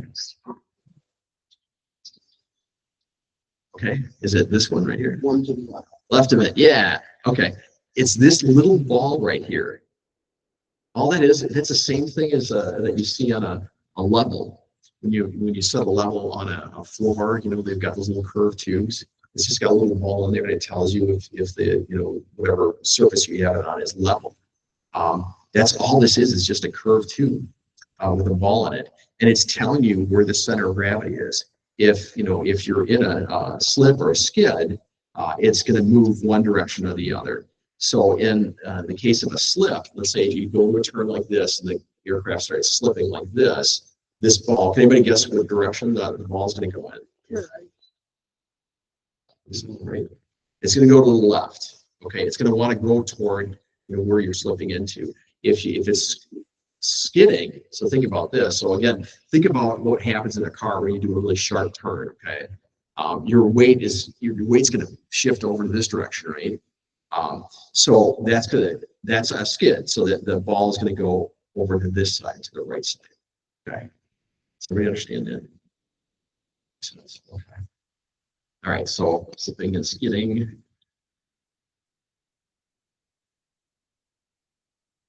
Okay. Okay, yeah, we talked about this before, this kind of review. Let's see. So when an aircraft goes into a climb and then gets established in a climb, let's just review that. This is one of those things that, again, even experienced pilots don't always get this right. For the longest time, I didn't understand it. So you go ahead, let's say you're flying straight level like this. You pull back in the control yoke. What happens to the lift when you pull back in the control yoke? Does it decrease, stay the same, increase? It increases, okay? So now we're established in the climb. Is the lift still increased like it was when we first did it, or is it back to, okay, we've got some no's here, it's not? Okay, good, he's got it, absolutely. So this is one of those concepts that is, again, hard to understand sometimes. You pull back the control yoke, and here they show it. How lift does increase momentarily, but once you get established in the climb, the lift essentially, all the forces balance out, and the lift goes back down to what it was here. It's the same amount of lift here, because again, the aircraft still weighs 1,000 pounds here. It weighs 1,000 pounds here. You need to have 1,000 pounds to keep it up in the air. What causes it to climb is the thrust. Okay, so we've got that prop out front that's producing thrust right here. Okay, that's what's causing it to go into the climb, not the lift. Okay, we just use the lift to change the pitch angle of the aircraft and to pitch it to go into a climb, and then we typically add power or trim the aircraft or whatever to get it to stay in that climb. But again, the all forces in a climb are going to be equal once it's established in the climb itself. And they talk about steady climb. This again, you're going to see questions on this on the test as well. They're probably going to ask something like, does lift increase in a climb relative to, straight and level flight, and then steady climb versus balanced constant speed. Yeah, so this does a fairly good job of explaining it here about the thrust. What's happening there. That thrust is overcoming drag here to get us to climb here, and really, you've heard me say the term before, excess thrust. What excess thrust is basically all the extra throttle you have to control, the aircraft. So normally when you get to cruise flight, you're going to throttle the aircraft back and you're going to fly. But if you wanted to climb, you can pitch the aircraft up and go into a climb. It's going to want to descend, the nose is going to want to drop, but you can just keep holding back control pressure and keep, increasing it. You're going to lose airspeed. That's what's going to happen. So to overcome that, we just add more throttle. That's going to increase our thrust and overcoming the drag and getting to go into the climb there. Okay.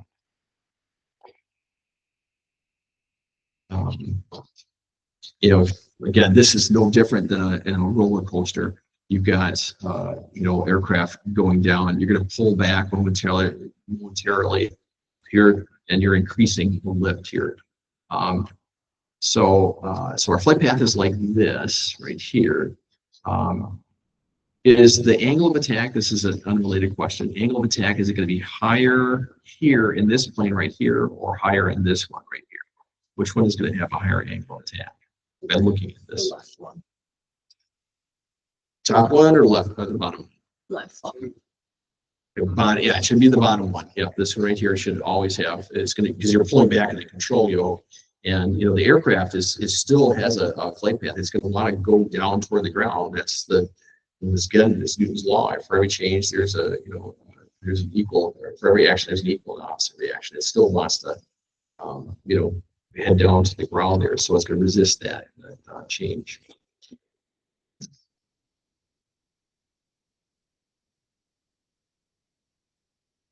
The axis is here. So you've got bank angle on this one, and over here, % increased in stall speed. So this is, again, it's for a given bank angle, it's like 50 degrees. Our stall speed is going to go up a certain amount of, percentage points or percentage here. So let's say our aircraft stalls at, let's say it stalls at like 50 knots. Okay. What this is telling us is that if we are in a 60-degree bank, let's see. Oh, yeah, here we go. There's 2 right there. So a 60-degree bank is, if we go over here, we can see that the load factor, or G right here, G force, is 2 Gs. So if the aircraft weighs 1,000 pounds, it's now weighing 2,000 pounds.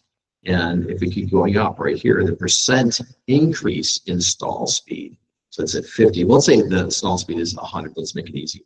So let's say it's 100. And at roughly at 60, it's about 45, maybe something like that, 45% increase in stall speed. So what we would do is basically we would be at 100. The aircraft, if we're in a steep bank, like here, this is about 60 degrees right here.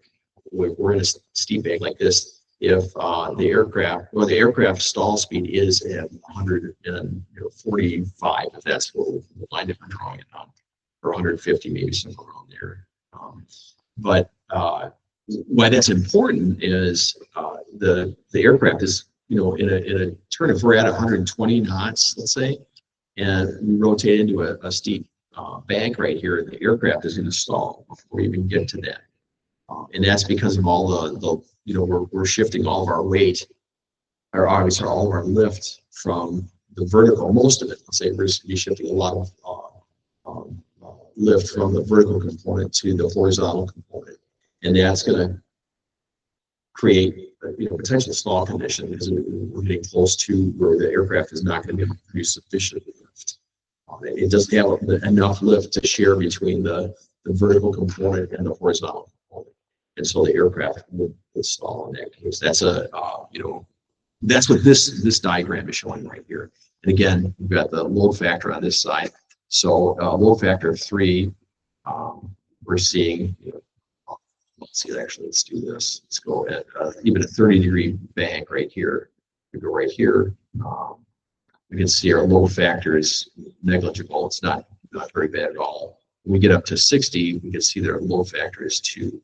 And that's where things start, happening, where it's, you got to really be careful when you're in a steep turn. So if you ever watch, I think you probably don't, but if you ever do go on to the NTSB site, they talk about incidents and accidents, and they refer to these types of things a lot on there. And it's because pilots don't understand what's happening to the aircraft. They go into a steep turn. Let's say, okay, let's use the classic example. Pilot's coming in for a landing. The runway is straight ahead, right? So normally what happens is you fly a downwind right here, do a base leg, and then we come in to land. What happens a lot of time, if let's say the runway is like right here, okay, I'm looking straight ahead. What happens is the pilot flies beyond the center line of the runway. Well, what's the tendency of the pilot to do at this point? They're going to want to do a real sharp turn. So they go into a steep turn right here. The aircraft is flying slow, right? They've got a steep turn. Now their stall speed, because they're in a steep turn, is really a lot higher because they're in a steep turn, a 60-degree bank turn. Well, now they're slow because they're coming into land. The aircraft goes into a stall or spin, and they wind up crashing. Or if they were lucky enough, they can recover from it in that time. Usually, when you're coming into land, you're pretty slow and you're pretty low to the ground. So it's one of those things that's really important for you to understand in these textbooks, so that you don't make that mistake in real life. And it happens to very experienced pilots. So it's one of those things, those concepts that, again, you really need to understand. So talking about some other things, there are other things that can change the weight of an aircraft. Obviously, ice. This is ice shown on the leading edge of a wing right here. It's close to it. Some devices. These are angle of attack devices that you'll see. So our airspeed indicator really doesn't tell us what kind of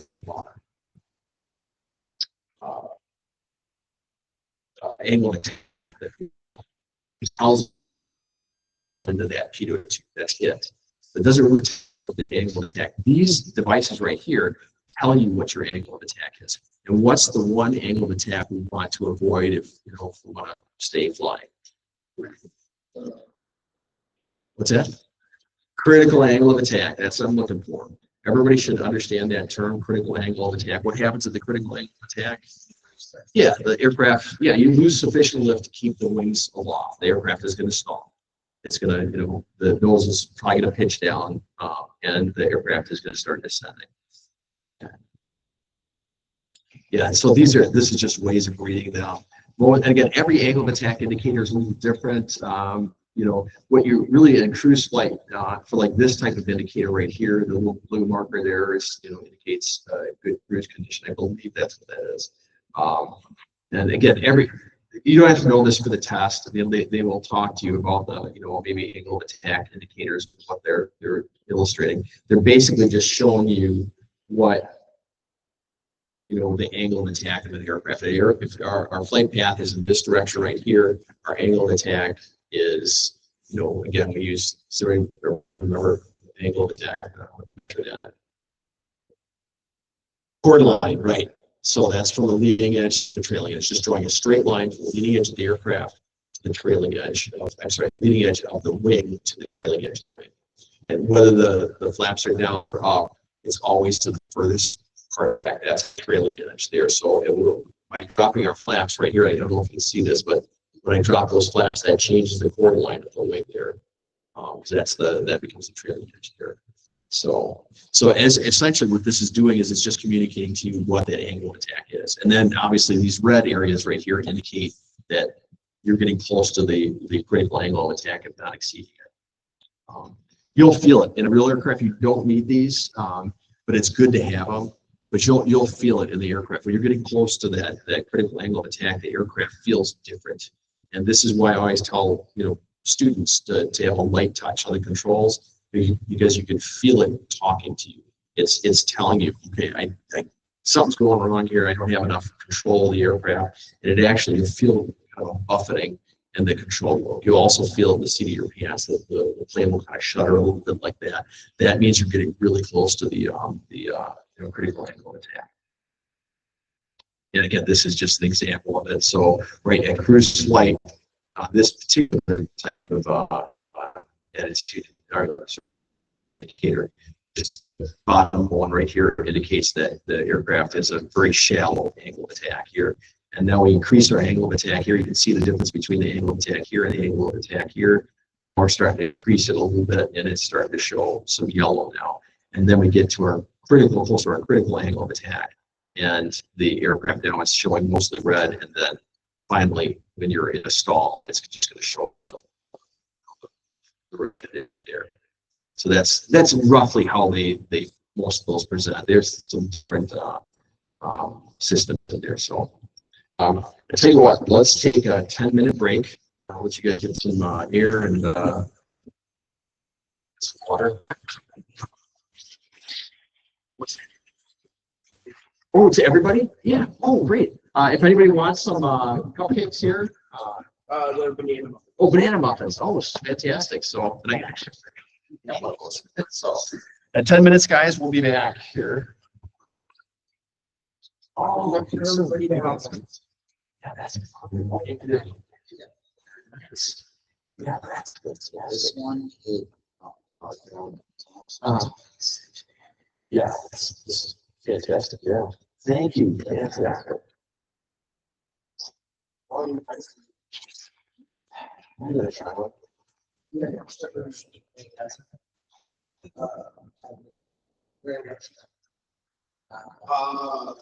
That's a good question. Well, I think so. Sure. Okay. All right. She might have put something.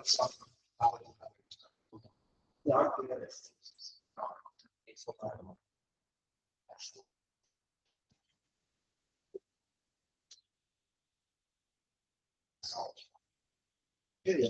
You can put it in.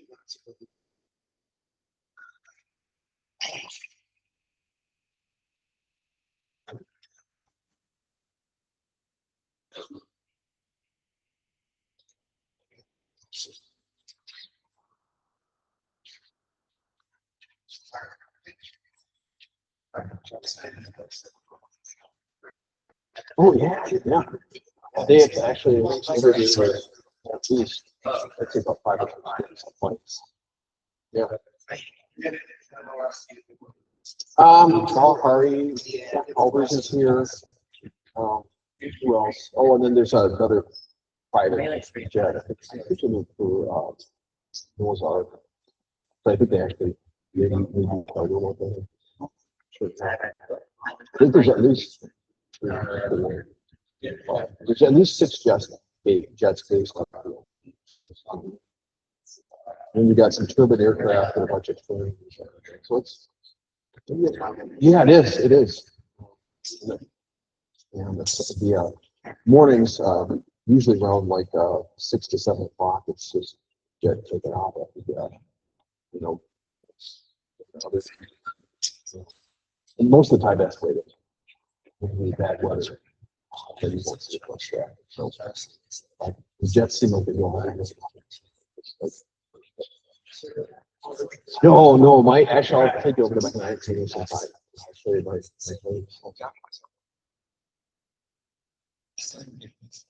This is a card note.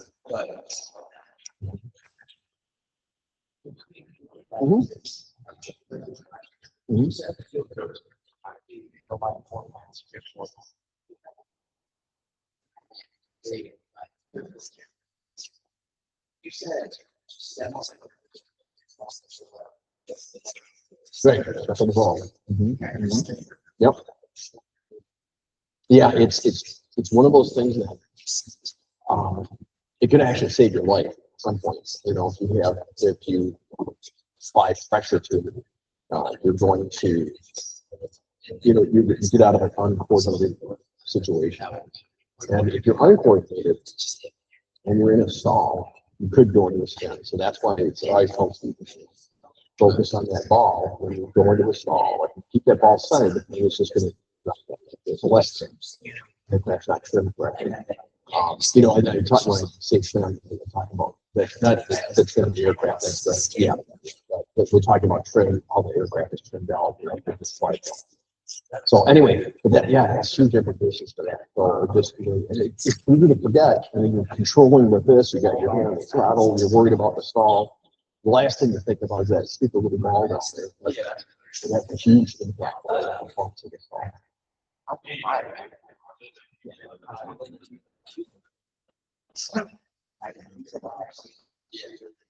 I know it's tough. It was really hard for me. First, the funny part is, when you actually get your pilot's license, you forget about all that stuff. You don't think about it. You just say, okay, this type of plane flies. You don't have to worry about this.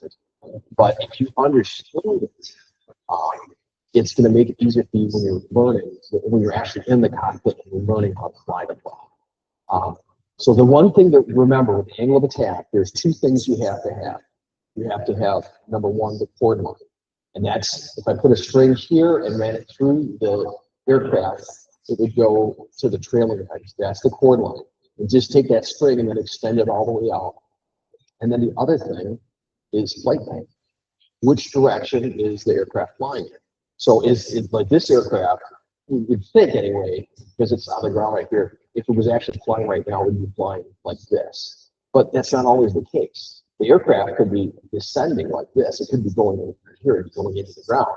But that's going to increase our angle of attack. Because that's what we use. So our flight path right now is parallel to the ground. Our angle of attack, again, chord line. And that's going to show that angle like this right here. Whereas if we're in a descent, let's say we're going down like this, now our angle of attack is like this. Yeah. So yeah, there's so many different concepts that are thrown with that. Yeah. The more if you keep your head in it, it really becomes a lot easier. Especially if you're going to go on to like the airlines and corporate flying. It's one of those things that you're going to want to get really comfortable with. But, there's a lot of really good information out there. Some great publications. Obviously, a lot of really good videos. And then, of course, just talking to other pilots. I would, if you can, there's some old, very experienced pilots that can explain it very well. But I would try to stay with flight instructors. We typically are, trying to, visit.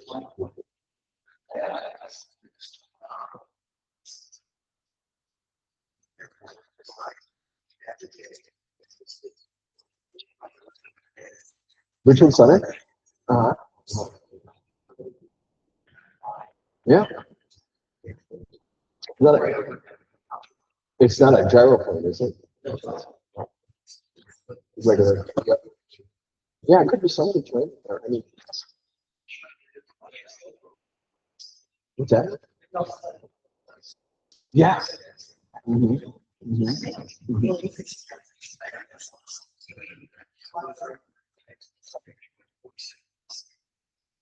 Mm-hmm. Yeah, it could be. I mean, it could be a movement.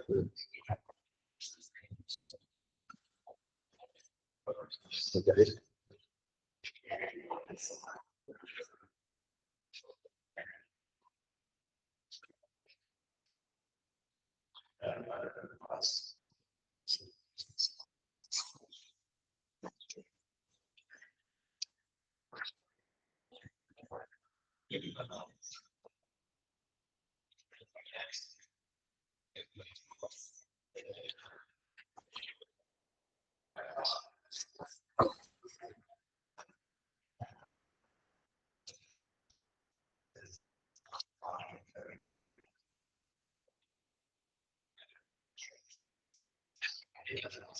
Hey, Joe. Yeah. How often do you fly your air conditioner real quick? Oh, not very often. I just, it's really just a fun aircraft to have. Just fly it every Yeah. once in a while. The twin is the one, if I'm gonna be flying, that's the one I fly the most often. More Yeah. comfortable. Yeah, it really is designed to get to places really fast. And unfortunately, I'm in a rush most of the time. Probably around 160 knots, somewhere around there.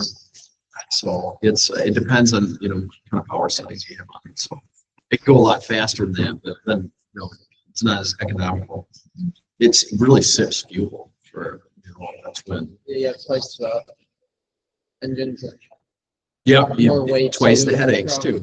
Because you've got more maintenance. Now you've got maintenance on two engines, and the systems are a little more complex, like than the 150. You're dealing a lot more with a lot of issues that potentially can get involved with this. But yeah. Oh, it is. Any one of them is just a lot of fun to fly. But unfortunately, like when I fly a twin, it's usually for business, and I don't really enjoy flying as much as I just fly around. But still, it certainly beats driving. As long as you're in the air, right? Mm-hmm. Yeah. It's wonderful when you can get to a destination in half or a third the time that it takes to drive there. It's like Madison get to like 15 minutes. At the most, yeah. And it's when you get down there really fast with that. Because even in like the sim, I could go Madison back, just like.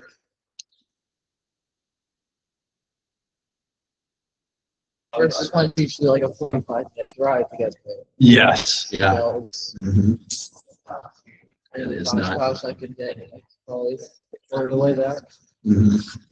Yeah, Oshkosh is one of the places where there's no direct shot out there. Madison, you've got the interstate, but Oshkosh, you've got to take a long side roads and stuff like that. Fly over the river. Yep. Mm-hmm. All right, guys, let's go ahead and reconvene here.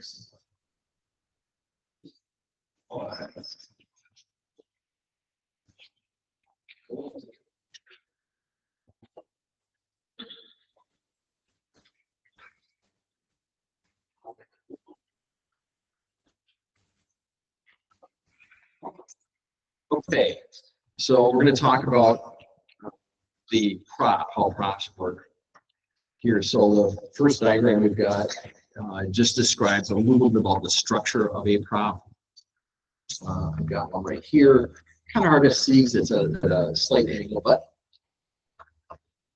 our students create these handy dandy wings. So I'm going to use this as an example here. So for props, the way they're designed, they have on the very tip of the prop here. Also, I'll pull this off here. So this prop things like, let's do it here. So it swings like this to produce thrust, right? Okay, you guys see that right there? And notice the tip of the prop right here has a very, what we call a very shallow attack, all right? Well, actually, I'm going to jump to this one right here so you can see this. So this diagram right here shows the rotation velocity or the rotation vector right here. But it's also showing us what else does that look like right to you if you look at this. Yeah, it looks like a cross section of a wing, right? So here's our chord line. There's our relative wind. What's the opposite of relative wind?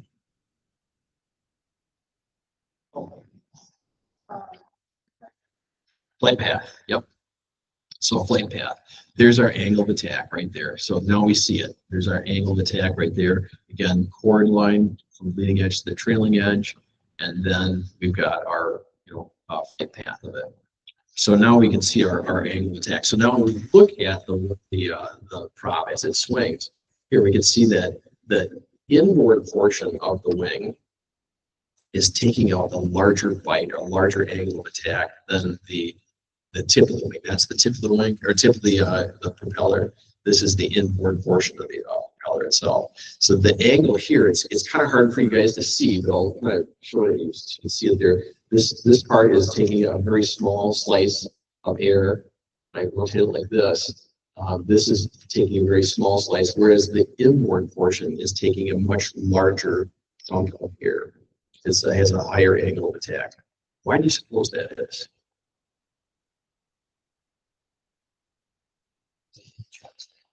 Yeah, exactly, because it's traveling a greater distance. So the tip of if this was a wing, we treat it like a wing.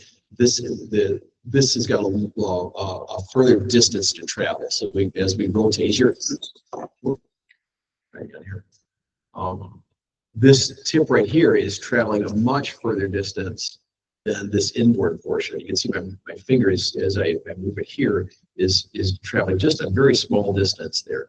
So they to keep the lift uniform throughout the whole prop itself, they actually designed these props so that the outboard portion of the tip of the prop has got a low angle of attack, and the inboard has got a higher angle than 30 degrees between those two. Let's see here. Yeah, so again, if this was if you're looking at the edge, this is what a wing, or I'm sorry, a prop, or multi cross section of a prop.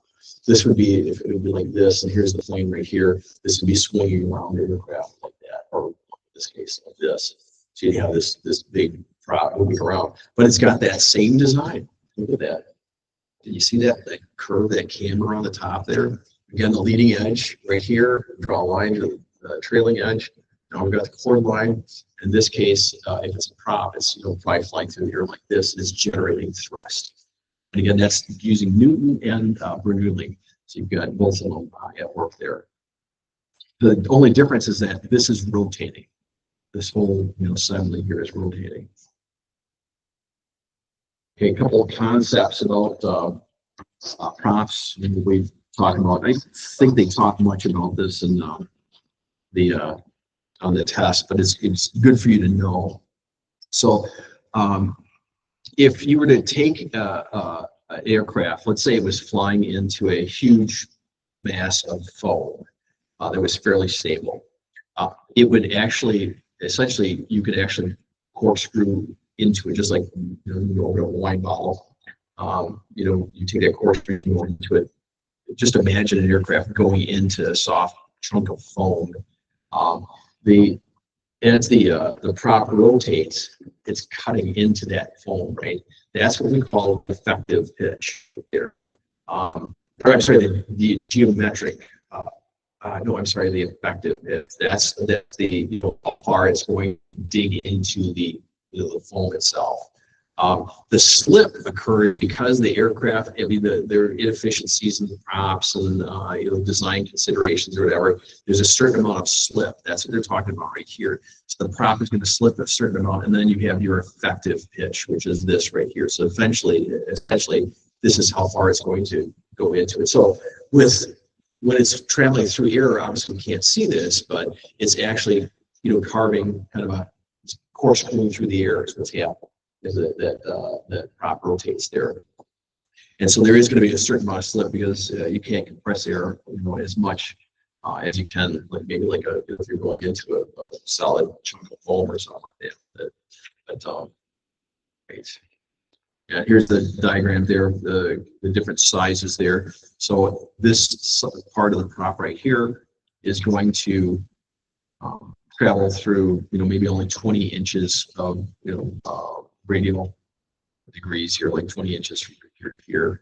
And then maybe this point in the prop they're saying is it's going to travel 40 inches right there. Actually, it's there going this way right here. And then obviously, finally, the tip of the prop is going to be cutting through, the highest amount of space there. As it rotates, it's going to be going through, in this case, what they're saying is 60 inches of travel there. Okay, so let's get into some issues that we have to deal with and we have to know about props. And the engine and just airplanes in general. We're going to talk about left turning tendencies in aircraft. That's a term that's used to describe some of the effects of the power plant that it has on the aircraft and the prop and all these different things. But for left turning tendencies, what they'll do based on the type of flight condition, if you're on the ground, let's say, and you apply full throttle, there's going to be a certain reaction. So we've got this huge engine out front, right? It's got a prop that's spinning. It's got mass, right? It's like a big gyroscope. Has anybody ever has everybody used like a top when they were young? Okay. And they're cool, right? You put a top on your hand, you can move your hand around and it doesn't, the top just stays, straight up and keeps running, right? You set it on a table, you spin it really fast and it stays on the table as long as it's spinning. That's a gyroscopic effect, okay? It has stability because the top is spinning. And actually, I do have a gyroscope. I'm going to take that out while here and show it to you. So what this is showing is the torque reaction for the spinning top. When you spin it, is actually there's some resistance there, and it's going to cause let's actually deal with the prop itself here. What's happening with the engine itself. So when you apply full power, if the aircraft, the prop is swinging like this, right? Again, one of Newton's laws is for every action, there's an equal and opposite reaction. So what does the plane want to do? Does it want to turn into that rotation, or does it want to turn away from that rotation? It wants to turn away from that rotation. So if the prop is spinning like this, okay, like that, the wings it's going to want to tilt this way. That's part of those left turning tendencies, all right? Does that make sense? I'm saying there. So that you got the prop spinning like this, right? It's really massive, right? So for every action, there's an equal and opposite reaction. So something has to give. The plane is actually going to try to tilt this way. If it's on the ground, it's going to stay on the ground, but you're going to feel it. You're trying to pull in that direction, okay? That's a torque reaction or torque action with the aircraft itself. It's wanting to torque over that way. And you can see it in some cars, if you've ever been in, well, actually any car you can do this. Just rev up the engine and you'll feel like the car kind of shift a little bit. That's what's happening there. It's the car's engine is rotating. You got this big crankshaft, and it's causing the engine to move a little bit. If there wasn't this torque reaction, when you gave it full power, nothing would happen in the car. It might vibrate a little bit from the engine, but you wouldn't feel that. But if you rev up your car, you'll feel it kind of shift a little bit. That's what's happening there. big radial engine. We're looking at a Stearman. It's got a huge radial engine in the front. Lots of torque effect from something like that. Because now that you're dealing with much larger masses, when you apply full power in that plane really wants the torque. It really wants to go like this. So whereas a smaller aircraft, smaller engine, maybe a lighter prop, it's not going to have as much effect on it. Right? Yeah. The F-40 Corsair had a big problem with that. Yes. Just when it took off from aircraft carrier. Yeah, the pilots had to use lots of aileron and lots of rudder to keep that thing. They were tail draggers. The tail was in the back of the aircraft. So the comment for the rest of you that didn't hear it, the F4U Corsair had real problems with that torque effect. Again, they had these big radial engines, which are the worst. Yes, they did. Yeah, Navy aircraft. So again, that's a torque reaction. So this is another, definition of torque reaction. The propeller rotates this way. The plane wants to go this way. Think about it this way: if we were to take the plane and put it up in space, no forces acting on it, no gravity like that. If this prop started swinging, which direction would the plane want to turn in? Yeah, I want to start rotating like this. Again, that's dealing with Newton's law. For every action, there's an equal and opposite reaction. So what you'd see is over time, if you were in space, no gravity or anything like that, the plane would rotate as fast as the prop was spinning at some point. And then the prop would be still, then it would shift back to the prop, and that would start spinning a lot. So actually, that would be a dynamic environment there. That's Positive. Yeah. Positive static. Positive static, Would you be able to counteract that by adding another prop spinning the other way? That's a good one. Okay, so the comment was, could you counteract the left, the torque effect by adding a prop that spun in the opposite direction? And the answer is yes, you can do that. So and they did experiment with these. They had, I think there were some aircraft that actually did have two props. That's in opposite directions.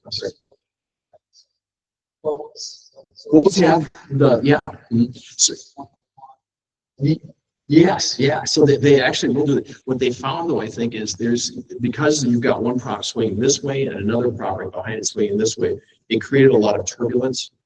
And I don't think they stuck with it because it was, for as much energy they were putting into it, they weren't getting enough, thrust out of it. I could be wrong on that, but I think there was a lot of issues with just the turbulence. You had one prop spinning, generating lots of lift, or horizontal lift, let's say, and the other one was spinning this way, and they were cutting through. I don't think they had enough. So you don't see, aircraft out there these days. Plus, it's very complex to develop those engines. You have to have dual shafts. In them, one has to have gears on it, I think, and then the other one, the main shaft it's very complicated. But they did make them. I think actually a good example of that was I think I could be wrong, but I think it was the Russian Bear bomber had the dual props, one spinning one direction, the other. Yep. The bomber, yeah, the Bear, yeah, yeah. And I think some U.S. aircraft had them. Yeah, they had counter rotating props. Yeah, there's a yeah. So I'm sorry.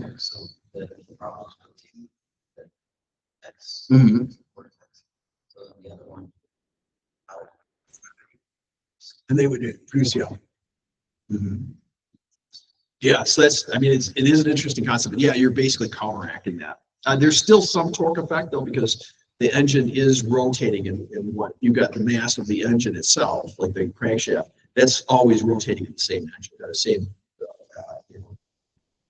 the same speed or whatever, the same rotation direction or whatever. What if you They have had a a gear or something like that. What if you have a dual engine aircraft and you have the engines on each side spinning in different directions?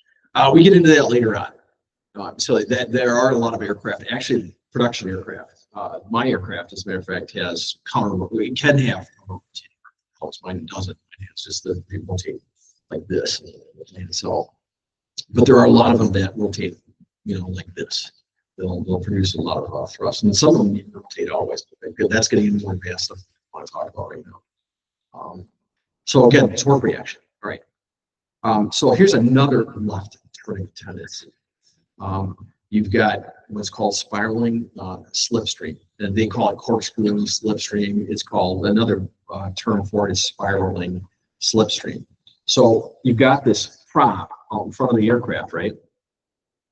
It's swinging like this. So it doesn't just, the air doesn't just hit this prop here and go, let's say if it's like, this together right here, it doesn't just hit this prop and just go straight through. It actually, the prop diverts the air so that it kind of spirals around the aircraft. That's called spiraling slipstream.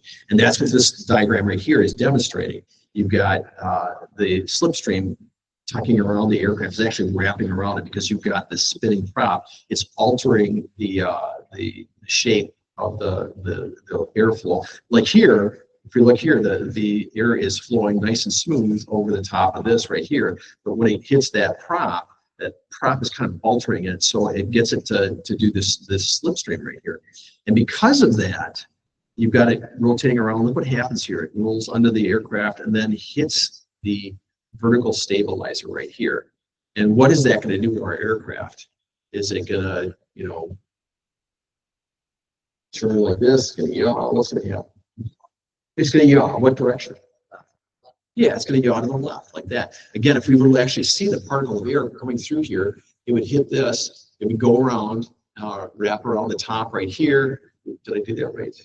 Wrong. So we're looking at this. So, yeah, here we go. So it goes under and then over. Do that wrong here. That's right. So, yeah, so it should actually rotate like this. So it's actually, you know, going around. Yeah, here we go. Yep, it spirals. Shows it here, spirals around. It's going to hit this tail surface right here and cause the aircraft to do two things actually.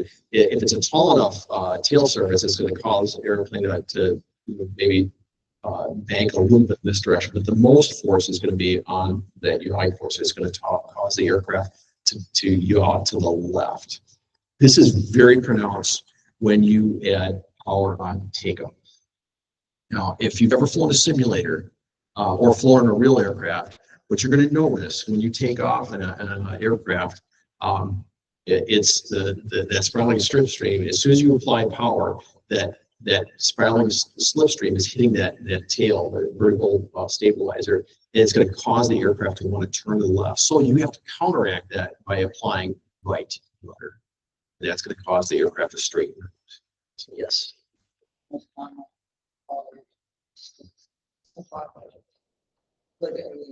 Mostly clockwise, yeah. There are some counter, like the aircraft, like twins that have counter rotating propellers. There'll be one engine that rotates counterclockwise, the other one rotates clockwise.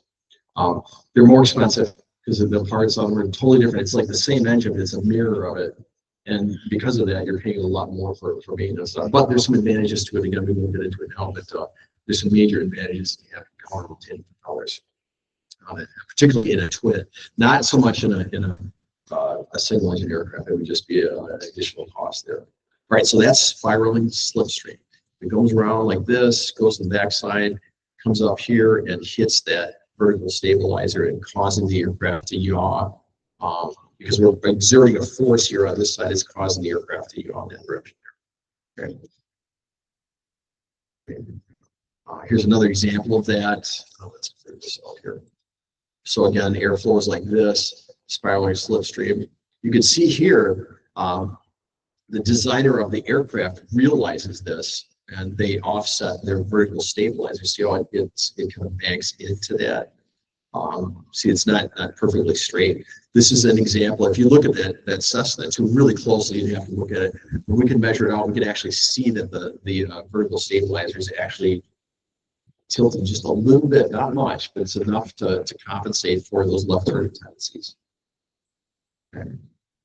And another diagram for the spiraling slipstream. Again, propellers rotating this way, as slipstream comes up and hits that tail. So the aircraft is yawing here. Right. Let me just see if I can, because this is one of those important things. I do have a gyroscope here.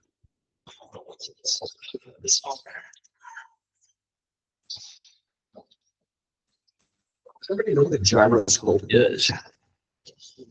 Okay. What if you have a gyroscope inside the plane? We're gonna find out. This is a precision gyroscope, they call it. So let's see if I can get this set up here. So this spins at a really high rate of speed. The gyroscopes that are in a plane will spin at roughly about 20,000 RPM, which is very fast. This is only going to get up to maybe like 2,000–3,000 RPM. But yeah. Oh, the thing to hold it up. Yeah. Oh yeah, yeah. I think I can do it on my hand here. We'll see here once. So okay. Let's see. Yeah, the batteries are weak, so yeah, actually, you could do it with that too. So I don't know if you guys can see this. This is what for the people at home. This is the gyroscope. It's just spinning up right now. You can kind of hear it. Yeah, the batteries have to be replaced. Can you hear it? It's probably in the back. You probably can't hear it very well, but it's spinning up to a real high speed. So it's kind of like having a high speed top here. All right, so let's do this. All right, so and I wish each one of you could come up here and see this, but watch what happens right here. So there's the gyroscope. It's in my hand. Notice how my hand is, moving like this. But the gyroscope wants to stay straight up. Let me cage it again here. So as I move it a little bit, the gyroscope basically wants to stay in that same position. This is called rigidity in space. Yeah, as it slows down, it's going to start falling a little bit here. But again, as I move my hand, tilt it back and forth, it's like banking an aircraft, right? So the thing that I wanted to point out here at this stage of the game is that gyroscopes have some unique principles. They have the rigidity in space. So they want to stay erect like this. They want to stay up. Make sure the people at home can see that. There's pitch down, there's pitch up right there. And notice how it just wants to stay in that one position. Normally, if it was perfectly stable, there were no issues with friction or anything like that, this would stay perfectly straight like that, and I can move my hand in any direction. But because I'm using some friction here, it's causing it to precess a little bit.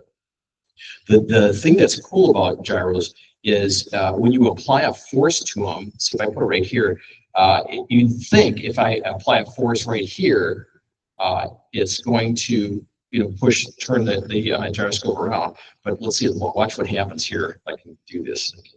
Sorry, it's starting to spin down here, so I can't do this here. Sorry, so if I push right here, see how it's kind of hard to see, but it's actually turning like this. Let me try again here. So I'm going to apply a force right here. No, it's not doing what we want to do. Yeah, we've got to spin it up again.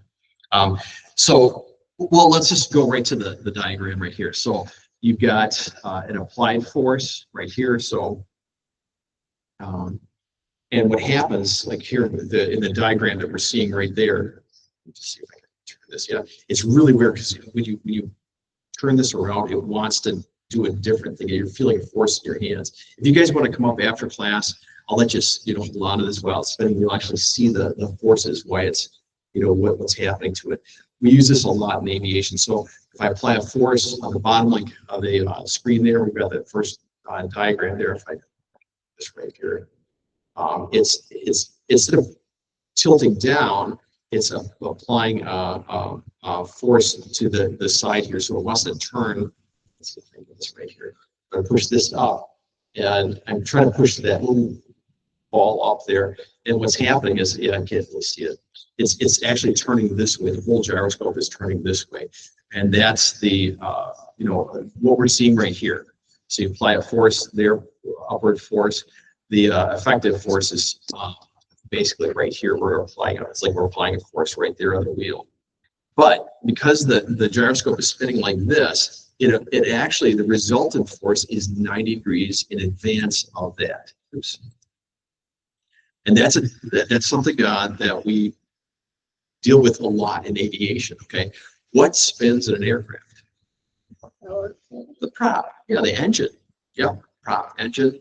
They all spin in an aircraft, so they're like a big gyroscope.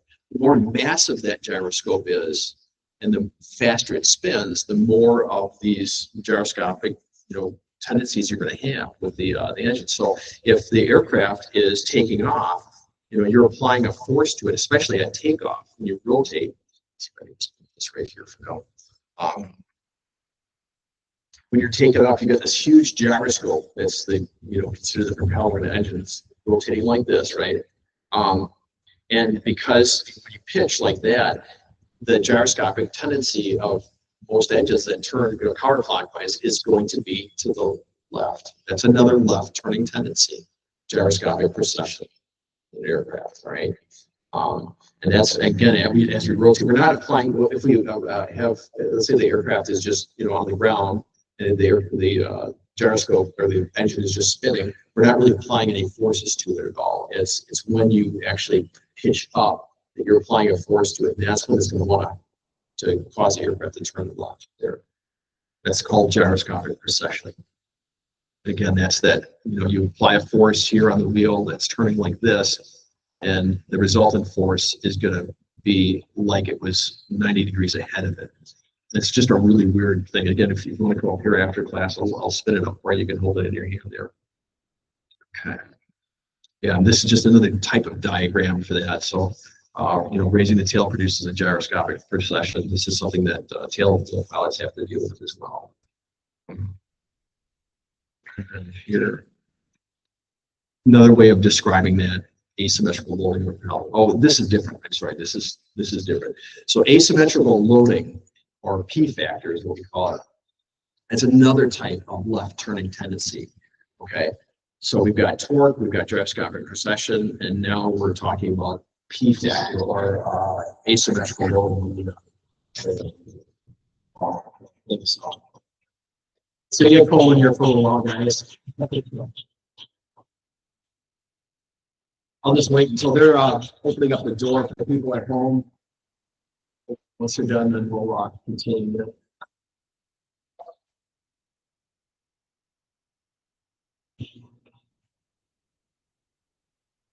All right, so let's go back to here. So when an aircraft is taking off, right? Take a look at that prop, right? So you've got this side of it right here. Let's see if I can illustrate this. You've got this side right here. So as the prop spins right here, let's see, it's basically the both sides of the prop. So it's like this. The prop is like this, as opposed to like this, swinging like that. The difference there is when the aircraft is on the ground and the prop is swinging, you're producing the same amount of thrust on both sides of the blades here, okay? So both sides are producing essentially the same amount of horizontal lift on it. When the prop is angled up like this and you're climbing like that, that changes. So on the right side of the prop, I don't know if you can see this, I'm going to try to illustrate this with a couple of pencils here. So let's see if we can draw our flight path right here. So our flight path on the downward ascending blade is going to be like this. You see that right there? That's our core line. So it's taking a large, we'll wait until they're done here. That's all right, don't worry about it.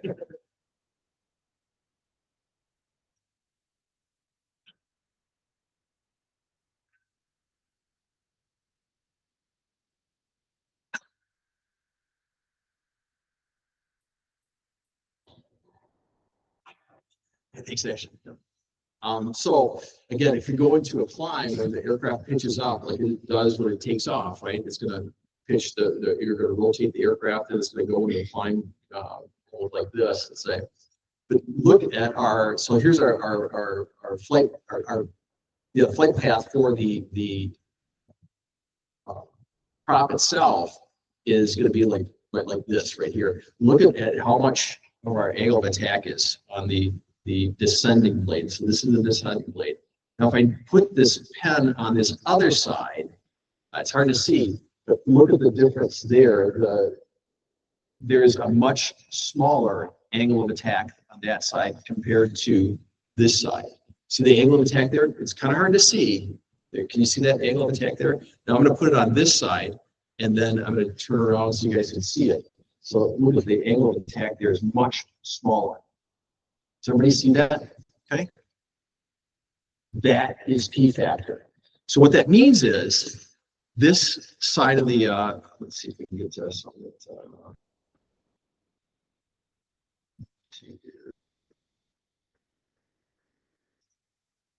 well, let's switch over to the simulator here. Switch to the outside view.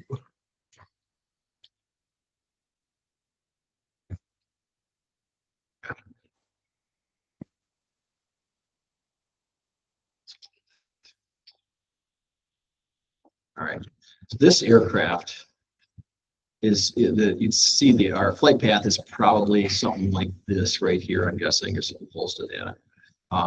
So this is actually on this side of the aircraft right here, the through the top here. This is the descending portion of the blade there. So this aircraft is kind of flying like this, right? So on this side of the prop, this is producing more thrust here. So let me just draw a line here so you can see this. So this side is generating more thrust. This is not generating as much thrust, maybe half that or whatever. But the point here is that it's asymmetrical. It's not balanced. You're not producing when the plane is flying in cruise flight. Both of these vectors are going to be about the same distance. They're both going to be about the same amount of thrust, right? But because one side is producing more thrust than the other, in this case right here, because we're going to climb, it is going to produce this asymmetrical thrust. And again, the net effect, if one side of the prop is producing more thrust, the other side, the aircraft is going to turn in the opposite direction. Does that make sense? So in this case, this side, where we pitch off the aircraft like this side of the prop right here is spinning like this. It's taking a larger bite of air out of the airflow as it's moving through. This side right here is producing less thrust on it, and so the aircraft is going to want to what? It's going to want to right. Another one of the left turning tendencies. You have torque, you have precession, you've got PHAK, right? And then you also have spiraling slipstream. So there's actually like 7 or 8 of them, but those are the 4 main ones. Those are the ones you really want to know because they will ask questions on the FAA test.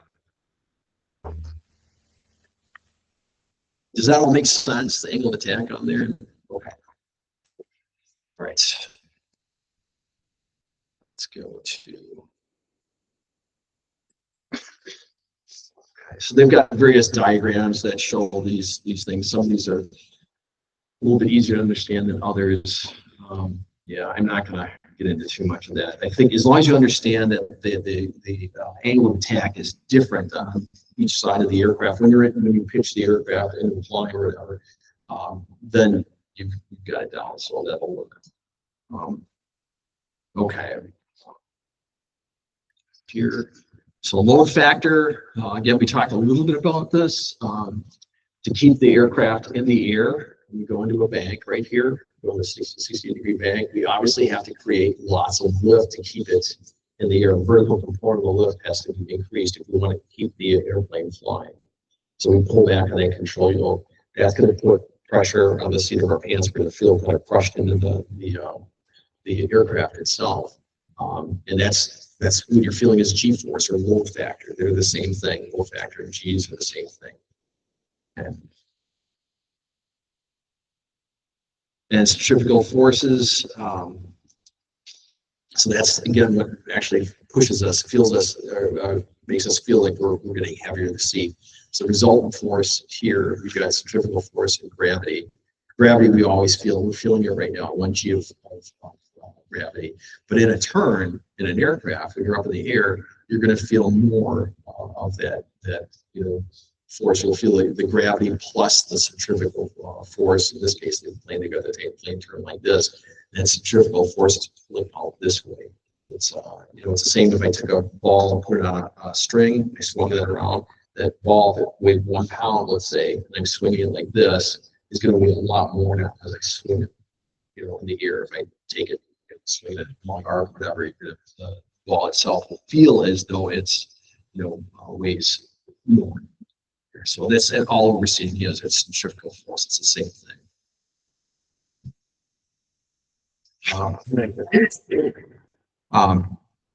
So this is another chart. We've seen this before. We saw it the other time it had the, I think, percentage stall speed increase. This is a much simpler, more simplified version of that chart. And again, we're talking about bank angle right here. So this is 10 degrees of bank angle. That's maybe 20 right there. That's 30 right there, 40, 50, and then 60 over here. And what we're looking at here is, what does that do to load factor? We can see here on the load factor chart, it starts going up as you increase your bank angle. When you get to 2 Gs, you can see that's 60 degrees. So 60 degrees, you're actually pulling twice the amount of G's, obviously, that you would if you were just standing on the ground on Earth. What that means for you is if you weigh 100 pounds, you're going to feel like you weigh 200 pounds. And when I take you out on the plane, we'll demonstrate this. We'll do a 60-degree bank turn. I'm going to have you hold your hands up, and you're going to feel the weight of your arms. If your arms weigh, say, 5-6 pounds, and you lift them up, they're going to feel heavy. It's going to be like somebody is, pushing them down. So they'll feel twice the amount of weight. So 60 pounds on Earth is now going to be 12 pounds at that 2G force there. And then, of course, this now actually goes up exponentially until you get to 90 degrees, which you theoretically never could, and maintain your altitude, that is. At 70 degrees, it jumps to 3 Gs, and then 80 degrees back, you're all the way up to 6 Gs. So you'd have to pull 6 Gs. Most general aviation aircraft cannot withstand 6 Gs of force. So if a plane weighed, 1,000 pounds, how much would it weigh at 6 Gs? Yeah, it would weigh the same 1,000, but the load factor would be 6,000.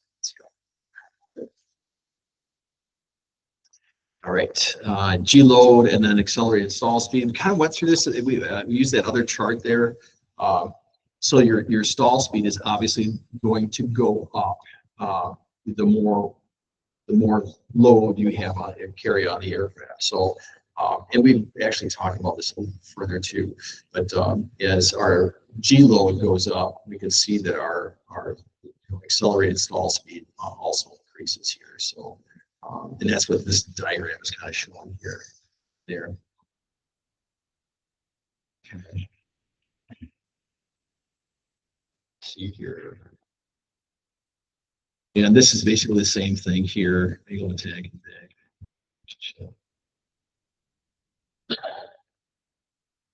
Yeah.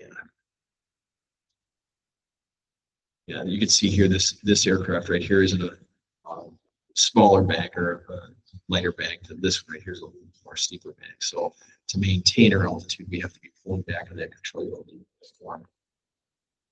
And again, we've seen this before. It's the same chart we had before. It's just different here. Stalling speeds. So for aircraft stalling speeds, they vary based on configuration of the aircraft, also weight of the aircraft. So in this, from some given aircraft, let's say the gross weight of this example aircraft is 2,550 pounds. With the flaps up, and a zero bank angle, the stall speed for that aircraft would be 50 knots. So what they're saying. Every aircraft is different. How do we know is there something in the cockpit we can look at to help us tell us what the stall speed would be? Airspeed indicator, yeah, airspeed. And what in particular on the airspeed indicator would we be looking at?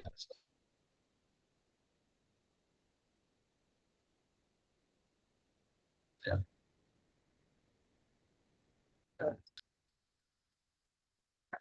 It's the green and white arc on the airspeed. So if we go inside the aircraft here, let's go. So let's move this down right there. Let's get it really close here. Here's our airspeed indicator. That's our markings right there. There's the white arc. The white arc indicates the safe operation where you can actually operate the flaps. And the flaps come out. So if we have flaps fully deployed, this right here would be the stall speed, which is roughly 40 knots right there. The green arc is with the flaps retracted. So the flaps are in basically cruise flight. And the plane will stall at roughly about 46 to 47 knots on this particular dial right here. That's how we determine it when we just look inside the aircraft. We'll actually see that. And I think most aircraft, except the older ones, they may not have all these color codes. This was something that was developed in the 60s and 70s. Now all aircraft have that. Having different air pressures, would that make the stalling speeds different? Yeah, absolutely. So if you climb, so the comment there was having different air pressure, does that affect stall speed? It absolutely does. You can go up at 3,000 feet and try to stall an aircraft, and it may stall at close to the stall speed that's depicted on the airspeed indicator. But you go up to 5,000 feet and try to stall a same aircraft, and it's totally different. There's less air up there, so it's it may read differently. It's good, or the airspeed indicator is going to read totally differently than if it was at ground level. So there. All right, so here we can see the effect of flaps on. Let's see, with flaps up here, 0 degrees of bank is 54 or 50 knots. At 30 degrees of bank, right here again, flaps retracted. It's 54. At 45, it goes up and off. So here, what we'll try to illustrate here is that the bank angle affects stall speed right here, and flaps also affect stall speed. Okay, so if I have my flaps fully deployed here at 0 degrees, if flaps are deployed, the stall speed actually goes down as opposed to with the flaps retracted. So 50 knots with the flaps retracted, but if I have my flaps out, my stall speed decreases down to 40 knots. Why would we want to have that? Why would we need to have a slower stall speed? So, you guys are always answering the question, so I do want to give them to you, but okay, go ahead. Did you want to answer that one? Yeah, go ahead. For landing. For landing, yeah, absolutely. So you want to get the aircraft as slow as possible, so that you can come down and not land at 100, 200 miles an hour. You want to get that plane down and get the wheels spinning at a slower speed when you touch down. It just makes the aircraft just easier to hit. That's all the ground. So as we deploy our flaps, obviously the stall speed goes down. As we increase our angle of attack, angle of bank, the stall speed goes up. Two important concepts. I guarantee you'll see a question on that in the FA exam. So the VG diagram, this is a popular one. You'll see this also in the FAA test. So they talk about, this is a diagram that most aircraft, not all, the new aircraft all have these diagrams here, but basically what it does is it just tells you what the limitations are of the aircraft. So let's go through these one at a time. So this right here, all this area right here on the outside, that's basically your stalling. It's the aircraft is going to stall if you get into this region right here. Let's look at load factor. So here's our load factor, positive load factor, which we've been talking about mostly. You go to a turn, you're going to be pushing, 2 Gs, 3 Gs if you're in a real steep turn. And then you also have negative load factor. So how would we do how could this aircraft produce negative load factor? Yeah, if you push the nose down like this, and aggressive, really push that nose down, you're going to feel negative load factor. In aerobatics, when you do aerobatics, if you roll inverted and do an outside loop, everything on the floor, I know this from experience, flies up. All the dirt that's on your shoes and everything, it just flies up into the top of the cockpit. And it's aggressive. You do an outside loop or outside turn, something like this. I'll say if I want to do it, inside turn would be something like this. Okay, outside turn would be like this. That again, all that weight and everything is all shifting there. So that's where you see negative load factor. It does happen in small aircraft when, well, actually, does anybody know when it might happen in normal flight? If you have like positive and negative load factor. Anybody? Yeah. I'm sorry? G-force. Well, it's negative G-force. Negative load factor is negative G-force. But when we're out flying, what could cause that? Sudden descent, which can be caused from things like turbulence. Turbulence, yeah. So if you're flying through the air and you're hitting lots of turbulence, the plane's doing this, right? The more stable the aircraft is, or the heavier the aircraft is, not, may not be affected by as much turbulence. But most aircraft are going to experience, you're going to run into turbulence someday. Around clouds, cumulus clouds, typically the base of those are going to have a lot more turbulence on there. So you're feeling just small changes in load factor when you're flying through those. Most of the time, the plane is flying about 0 or 1G force. But if you hit a sudden, pocket of air, if you want to call it that, the airplane may drop a little bit. Yeah. I've never flown one of those. Yeah, they're great aerobatic aircraft. Yeah, that's a good example of that. Would be a fun one to analyze their VG diagram for that. So let's take a look at this a little bit further. So we've got load factor on this side, and on this side, on this axis right here, we've got indicated airspeed. So this aircraft, we know that the maximum airspeed is going to be somewhere up in this area right here. Let's look at this diagram to see what it tells us. All right, so notice right here, there's a red line, okay? That is our normal stall speed. So anything on this side of the line right here, the aircraft is going to stall if it's, below 60. So if I look at this right here, that's 70 right there. So that's probably like 65 or 64, something like that. So the aircraft, particular aircraft stalls at 64 miles per hour. That's another thing I'll tell you, warn you when you take the test, make sure you always look at the units. So this one's not knots, it's in miles per hour. So 64 miles per hour right there. So when we start going a little bit further, if the aircraft is flying at 1G, for instance, we're good. All this green area right here, we don't have to worry about stalls or anything like that.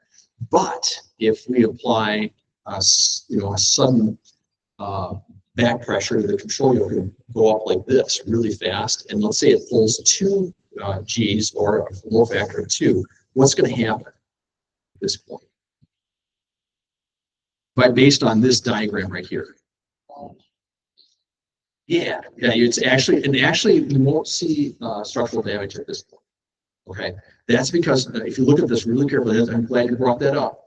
So 64 knots, somewhere around here. If I pull back really hard on the yoke in this area, it's going to go into an accelerated stall. But notice that structural damage is up in this area right here. It's when the aircraft is traveling faster that you have to worry about structural damage. So that's a good point. Pull back really hard on the yoke. And again, the aircraft is going to stall out before it gets to structural damage. That's an important concept to understand. That's also called maneuvering speed. That's a very common term that you're going to hear with all aircraft. Every aircraft has a maneuvering speed. So we're going to dive into that a little bit more here. Okay. So at this point, let's go up to 100 miles an hour. Now let's pull back, and let's say we're pulling 3 Gs. What's going to happen to the aircraft? What will happen? It's going to go into an accelerated stall, right? So we're here. This is 0 Gs right here, or not 0, but 0 load factor. We go up to a load factor of 2 right here and 3. Now we're into the accelerated stall area. And what an accelerated stall is just instead of just a nice approach to a stall, it basically falls down. The accelerated stall happens really fast. And sometimes, normally when you do a stall, you may hear a stall warning horn go off. And in an accelerated stall, what happens is the aircraft just stalls. You might hear the stall warning horn for maybe a second or two, but it's just going to go right into a stall. So that's what an accelerated stall is right there. It just happens a lot faster. And it's because we're applying extra force on the aircraft. Under normal circumstances, with a general stall, or just a regular stall, you're not applying any extra force to the aircraft to get it to go into the stall. It's just the wings are going to stop producing lift, and it's going to start descending. Accelerated, again, we're applying extra force or G forces to the aircraft, and it hits that accelerated stall line, and then the aircraft just stalls. Okay? And the thing to remember there is usually it's because of pilot input. You're pulling back really aggressively, or you've got lots of turbulence. You can actually, if you're flying, this has happened to me before, flying out west, you get into really serious, weather conditions. You've got massive turbulence. The aircraft can momentarily stall. If you're those are small accelerated maneuver stalls. They happen very quick. But most of the time, it's usually like pilot induced that you go into accelerated maneuver stall. Okay. Keep in mind too, it's not just pulling up. I can be in a turn and pulling lots of G's in the turn, and that's when it could go in accelerated stall. So if I did an accelerated maneuver stall in a turn, basically what's going to happen is the plane is just going to kind of fall off of the stall. It's not nothing really scary at all. If you just are pushing, the limits of the aircraft or flight there, it's just the wing is just going to stop producing lift, and the plane just falls out of its turn. So like lift something like this, you pull really hard. And as you're turning like this, it goes into a stall and it just wants to fly out of the turn. That's what an accelerated maneuver stall is like in a turn. Whereas you can still do an accelerated maneuver stall just by pulling up. Or you can do a negative. So let's see what happens when we do a negative. So let's say we're traveling at 80 knots right here, 80 miles an hour. And we nose over and we produce about, two negative G's or a load factor of -2. What's going to happen to the plane? It's definitely going to stall, correct. What direction is it going to want to recover? It's tough. It's going to want to go up, yeah. If you're basically stalling the aircraft in this direction, so it's going to want to recover back in that direction. So, all right, so let's look at the normal operating range here. Level flight of 1G, that's the 0 line or 1 there, that's right. All right, so maneuvering speed, let's talk about that. So this is at the point, so maneuvering speed on this aircraft in these conditions, they're saying is roughly about 130, 35 maybe, 37 miles an hour right here. So now if I'm at 1G, I'm beyond maneuvering speed, which is this line right here. I'm sorry, this line right here. Beyond maneuvering speed, we're up like 140. And let's say we pull back and we produce like a load factor of 4.5. So what's going to happen to the aircraft? Potential structural damage. Most aircraft are going to withstand something like that, but what they mean by structural damage is you may pop a rivet or something like that on the wing. You could, it could break a wing. It'd be unlikely, but it could happen. You could actually bend a wing. Usually, if you're just penetrating this far into structural damage territory, it's just going to basically kind of warp the wing a little bit. It's not going to necessarily damage the aircraft. It could. If it's an old aircraft, yeah, the wing could, actually break off. It'd be unlikely. I've never heard of anything like that happen.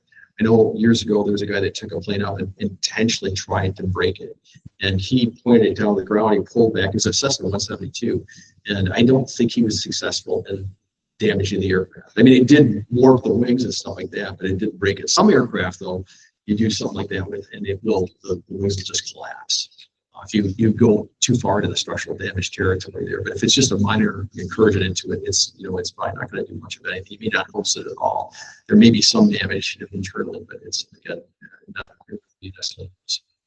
So, all right. So you can see here, if we do again, we're flying at 1G and we do a negative, push the nose over really aggressively, and we get into this area right here. Actually all the way down to about 100 knots or 100 miles an hour right here. So this is, again, this right here would be maneuvering speed essentially for the for negative G's right here, for a negative load factor. There's the maneuvering speed there for positive load factor, and down here we have the maneuvering speed. Typically we don't worry about this one right here. We're more concerned about this because most of the time we're pulling positive G's. But that's something to consider. You can see here, we could, if we pull negative G's down like this, we went to negative 2 G's, the aircraft could experience structural damage in this area right here. Okay. And then right here, again, our speed is now up to about 185. This is called the maximum structural cruise speed. This is important because what it's doing is it's telling you flight beyond this is it's not risky. It's just that you have to be careful that you fly in non-turbulent conditions. Remember before we were talking about how turbulence can affect load factor and change it like that. Down here, it's not a problem because it happens just momentarily. Even if it pops up to, you get into some severe turbulence, it might pop up to, 3 or 4 G's force or load factor 3 or 4 that are negative down here, but if it happens so short, it's not going to hurt anything. In this area, when you get up to this at this speed and in this area, then you're getting into areas where you hit a lot of turbulence and you could cause structural damage to the aircraft if there's turbulence. Okay, so in here they just show it, the structural damages in here, and it goes up here like this. But in this area, they really want you to when you enter like an area of turbulence. This is where, at this speed anyway, you could potentially damage or weaken the structures of the aircraft. So you typically want to fly the aircraft above 180 miles an hour in this area right here in fairly smooth conditions, not being in a lot of turbulence and stuff like that. Okay. And then the never exceed speed, that's right up here. That's about 210 or something like that, maybe. No, not 210. That's 225, somewhere around there. That's the never exceed speed for the aircraft. Why would you have or why would you have a never exceed speed for an aircraft? Why would you worry about it? Yeah. Because your wings could rip off. Okay, wings could rip off. Yeah, that's possible. Yeah. What are some other things? Stuff like that. Things What's that? like that drag, just like wood. Yeah, drag could actually, there could be so much drag on the components of the aircraft that could actually warp. There's another thing I'm looking for though. Okay, go ahead. At that speed, if you were to use any of the control surfaces, it could just rip them. It could. Yes, it could. Yeah, so that's something that could happen. Yeah, because I mean they're designed to run or fly in conditions under that never exceed speed. So yeah, absolutely. Mm-hmm. Produces too much lift. Right, that's what I'm looking for. It produces too much lift. Okay, so let's look at an aircraft. We're flying like this. Okay, we're producing 1,000 pounds of lift. Right. If we point the nose down, the aircraft still weighs 1,000 pounds, but it's now, we're traveling. We know as the faster we go, right? We learned this early on. The faster we move through the air, the more lift the wings produce. And at some point, you may be producing 3,000 pounds of lift, and your wings are going to start doing something like this. They're going to start bending up because they're producing so much lift. All right, and that's where you could potentially get into structural failure of the wings. It would have to be, you'd have to be put correctly at the ground to do some damage, something like that. Yep. So then airline wings are designed to be able to. Yes. Yep. The 777 is a great example of that. Those wings go up like this when they're in flight. I mean, it's just crazy when you see that. I think what's that? Yeah, and they're designed to go a lot further than that. They will literally lift up. I mean, when you look at one take off, it's just the weirdest thing on the ground. It's like this. They actually droop down a little bit. But once they get up in the air, all that load in the wings or the fuselage gets transferred to the wings, and then they start doing the heavy lifting. And those bend up like that. So that would happen to the B-52 also. It depends on the design. I've never seen a B-52. I think it does. They do bend up a little bit. Yeah. Yeah, it's wings with touching the ground. Yes. Yeah, they've got wheels on the end of them. Yeah, for the B-52, for any of you guys that are familiar with it, U-2 does the same thing. Yeah. Yeah, they bend a lot in flight. Even the 737 is a good example. Those wings, they actually, I think I told you guys before that they did destruction testing on the wings, and they could actually bend them. I think it was between, I thought it was around 60 feet up like this. From here, they bent the tips of the wings 60 feet up, and they did fail, but not completely. They snapped, the spars on them snapped, but the plane could probably still fly with that. So that's what we're talking about here with this VG diagram. This is showing where you're going to have structural damage, whereas structural failure, that usually means you're getting into territory where you can guarantee that there's going to be some failure in the components because the wings are just not designed to handle that, or the aircraft is not designed to handle And because of drag and lift and all those things, those forces on the plane, you know, we can quantify all that stuff by saying each one of those things produces a certain amount of pounds of weight on the aircraft, whether it's pulling up, pulling it down, pulling it forward, back, whatever. There's just so much force on it that it's going to start exceeding these limitations when you start getting into these areas. So one thing again, maneuvering speed that's maneuvering speed right there. When you go beyond maneuvering speed and you do an abrupt maneuver, you could have structural damage. And maneuvering speed does change. We get into that a little bit later on. But that's for this aircraft. That's what they've got. Okay. Yeah, they get into a bunch of these this mathematical formulas. You don't really have to know this at this point, so I'm not going to really dive into this too much. This is a rate of turn for a given airspeed. You know, it's basically what it's saying is the faster the aircraft is flying, the slower the rate of turn. Okay, and that may seem counterintuitive, but if a plane is flying really fast, it's going to have a wider, a longer radius, or a wider radius turn. Okay, so it takes a little bit longer. Whereas a plane that's traveling really slow can turn on a dime. You know, you can turn really fast with a plane that's moving slow. A faster moving aircraft, again, it's going to take longer. There. That's basically what these formulas, you know, show you for, you know, as the airspeed increases or decreases there.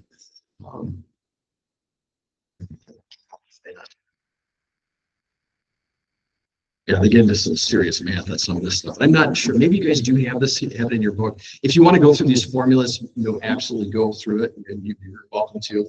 I don't think you see any of this stuff on the exam. The formulas on there, but what you will see is, you know, they'll talk about, you know, what is your rate of turn if you're traveling at 100 knots, or is your rate of turn faster or slower than if an aircraft is traveling faster or slower or something like that. It's going to say, you know, what is your rate of turn going to be like? So it will be something along those lines.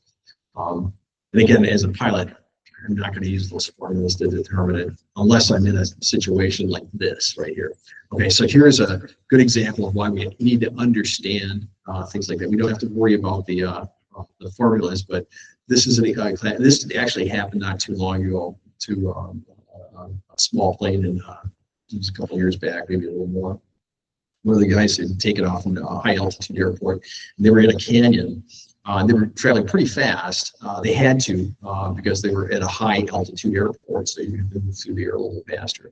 And what happened was they wanted to turn around and go back to the airport. If they were traveling slow enough and could travel slow enough, they could actually have, you know, executed a 180-degree turn and come back right here. So this is an example of you know, an executed turn. Hopefully, you never find yourself in this situation that you have to turn back inside of a canyon. It's just more flying is what I think of that. So here, this aircraft is traveling, you know, at a higher speed, 140 knots. And you can see how the radius of the turn is much higher because of that. And so they obviously will make this turn right here that they want to, whereas this one, the slower aircraft. Okay. And again, they go through those formulas if you want.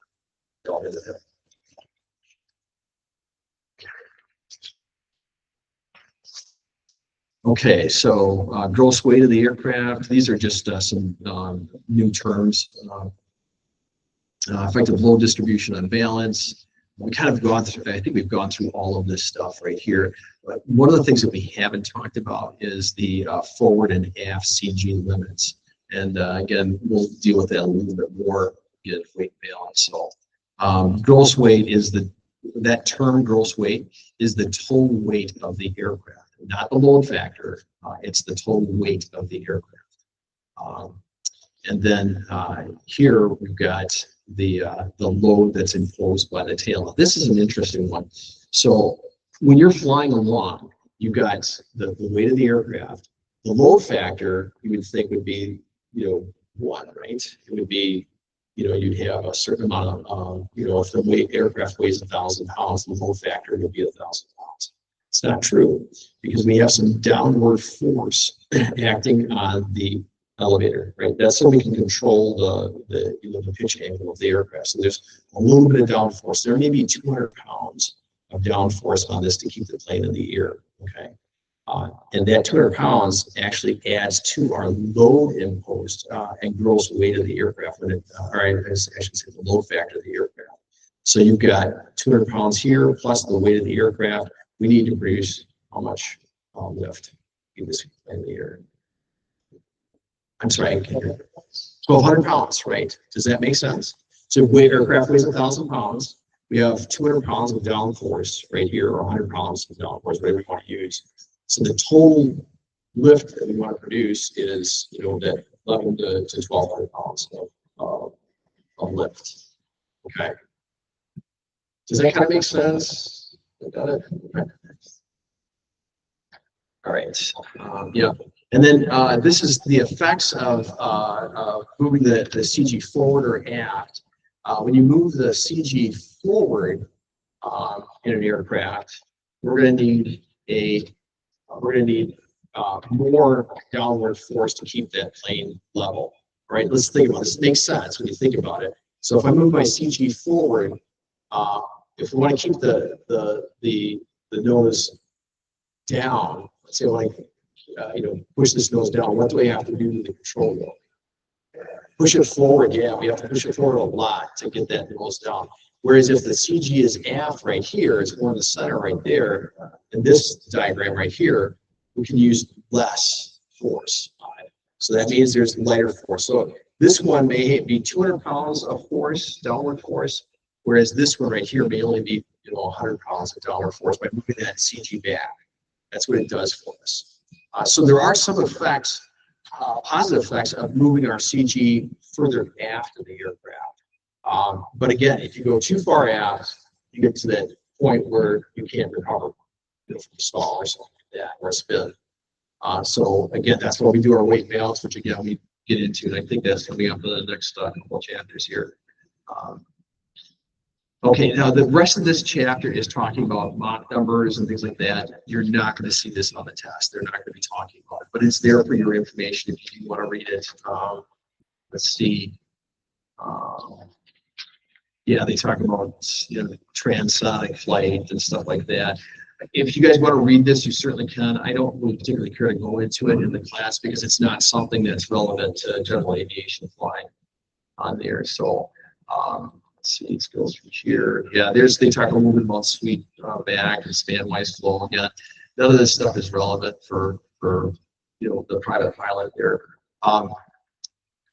If you're going to be a corporate pilot, this is worth studying. You're going to get a huge dose of this when you take your commercial, do your commercial license, get your commercial, and then ATP as well.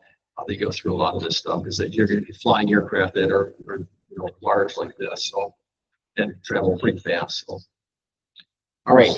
So at this point, I think we could probably, I guess, next week we've got class, we've got flight controls, which you guys probably already know.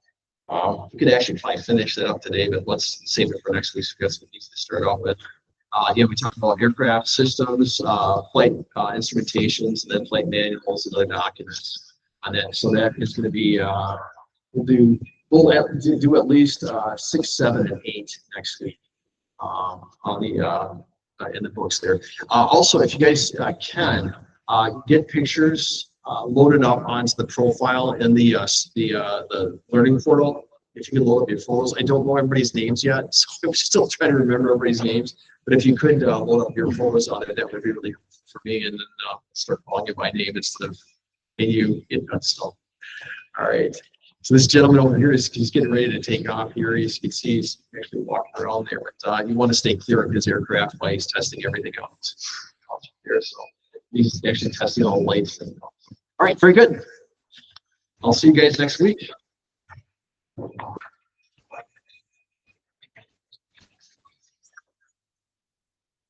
Well, if anybody wants to see the gyroscopes, I'd be happy to show those right now. Yes, it's that's perfect. Yeah, that's absolutely perfect.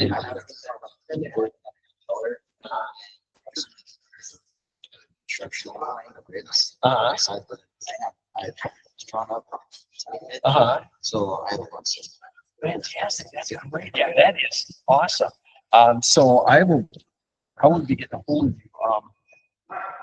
I don't have my wallet with me right now, but I do. So I'll, $20 is that?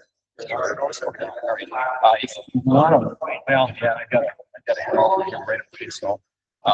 But yeah, that's perfect. Thank you very much for that, so. Can you send an email on how to import a photo? What's that? Can you send an email on instructions on how to Import the photo? Yeah, I'll do that, yeah, maybe I'll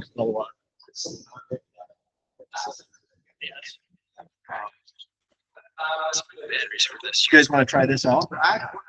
Yeah. Everything always stops in critical angle. What's that? Right. How does the speed always impact? So the, When your speed's slower, are you still stalling at the same angle? okay, yeah, good point. All right, so let's go through it. So, if you, the angle of attack, again, is always defined.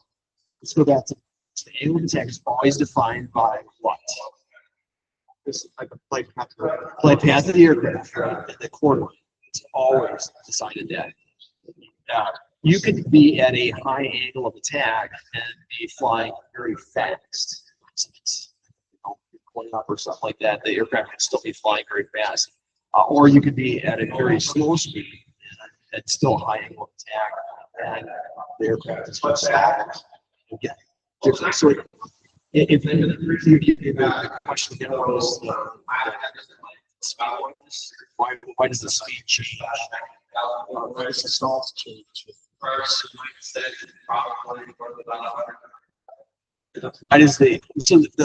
the critical angle attack is always that'll never change. It's always 16 for that air. But the airspeed will change if you have a heavier aircraft. So a heavier aircraft, we need to do what with the aircraft? If you want to keep it up, let's say I've got an aircraft that's flying along like this, right? And I drop in 2 more passengers. What do I need to do to keep that airplane at that altitude? Increase throttle up.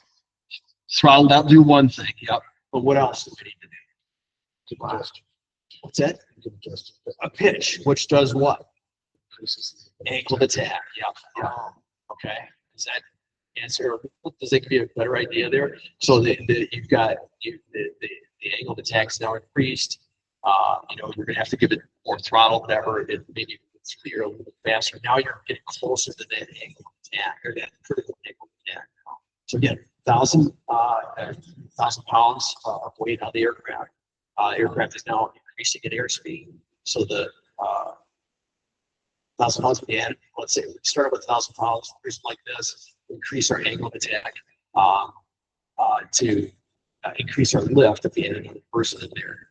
And now we're getting closer and closer to that angle of attack there. So it's yeah, I don't know if that answers the question. So it's going up against idea of speed. It's more well, so yes, you change your angle instead of change your. You've got a heavier aircraft to change your speed instead of angle.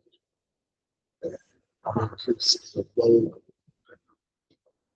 Yes, gosh, I'm not sure if I understand what you guys are getting at, but I think I understand. So this is a tough one. The really all you need to know is that it's the angle of attack that is critical when it comes to stalling speed. So if you increase the weight of the aircraft, that's going to affect the stalling speed. So if I want to fly at this altitude, with 2,000 pounds, I need to have a higher angle of attack. Also, the other thing that can do it is if you're in a fan, aircraft like this, it's really bad with hands. I don't think the horizontal moving that over the horizontal, and the vertical component, the moves in but the horizontal, so it's going back.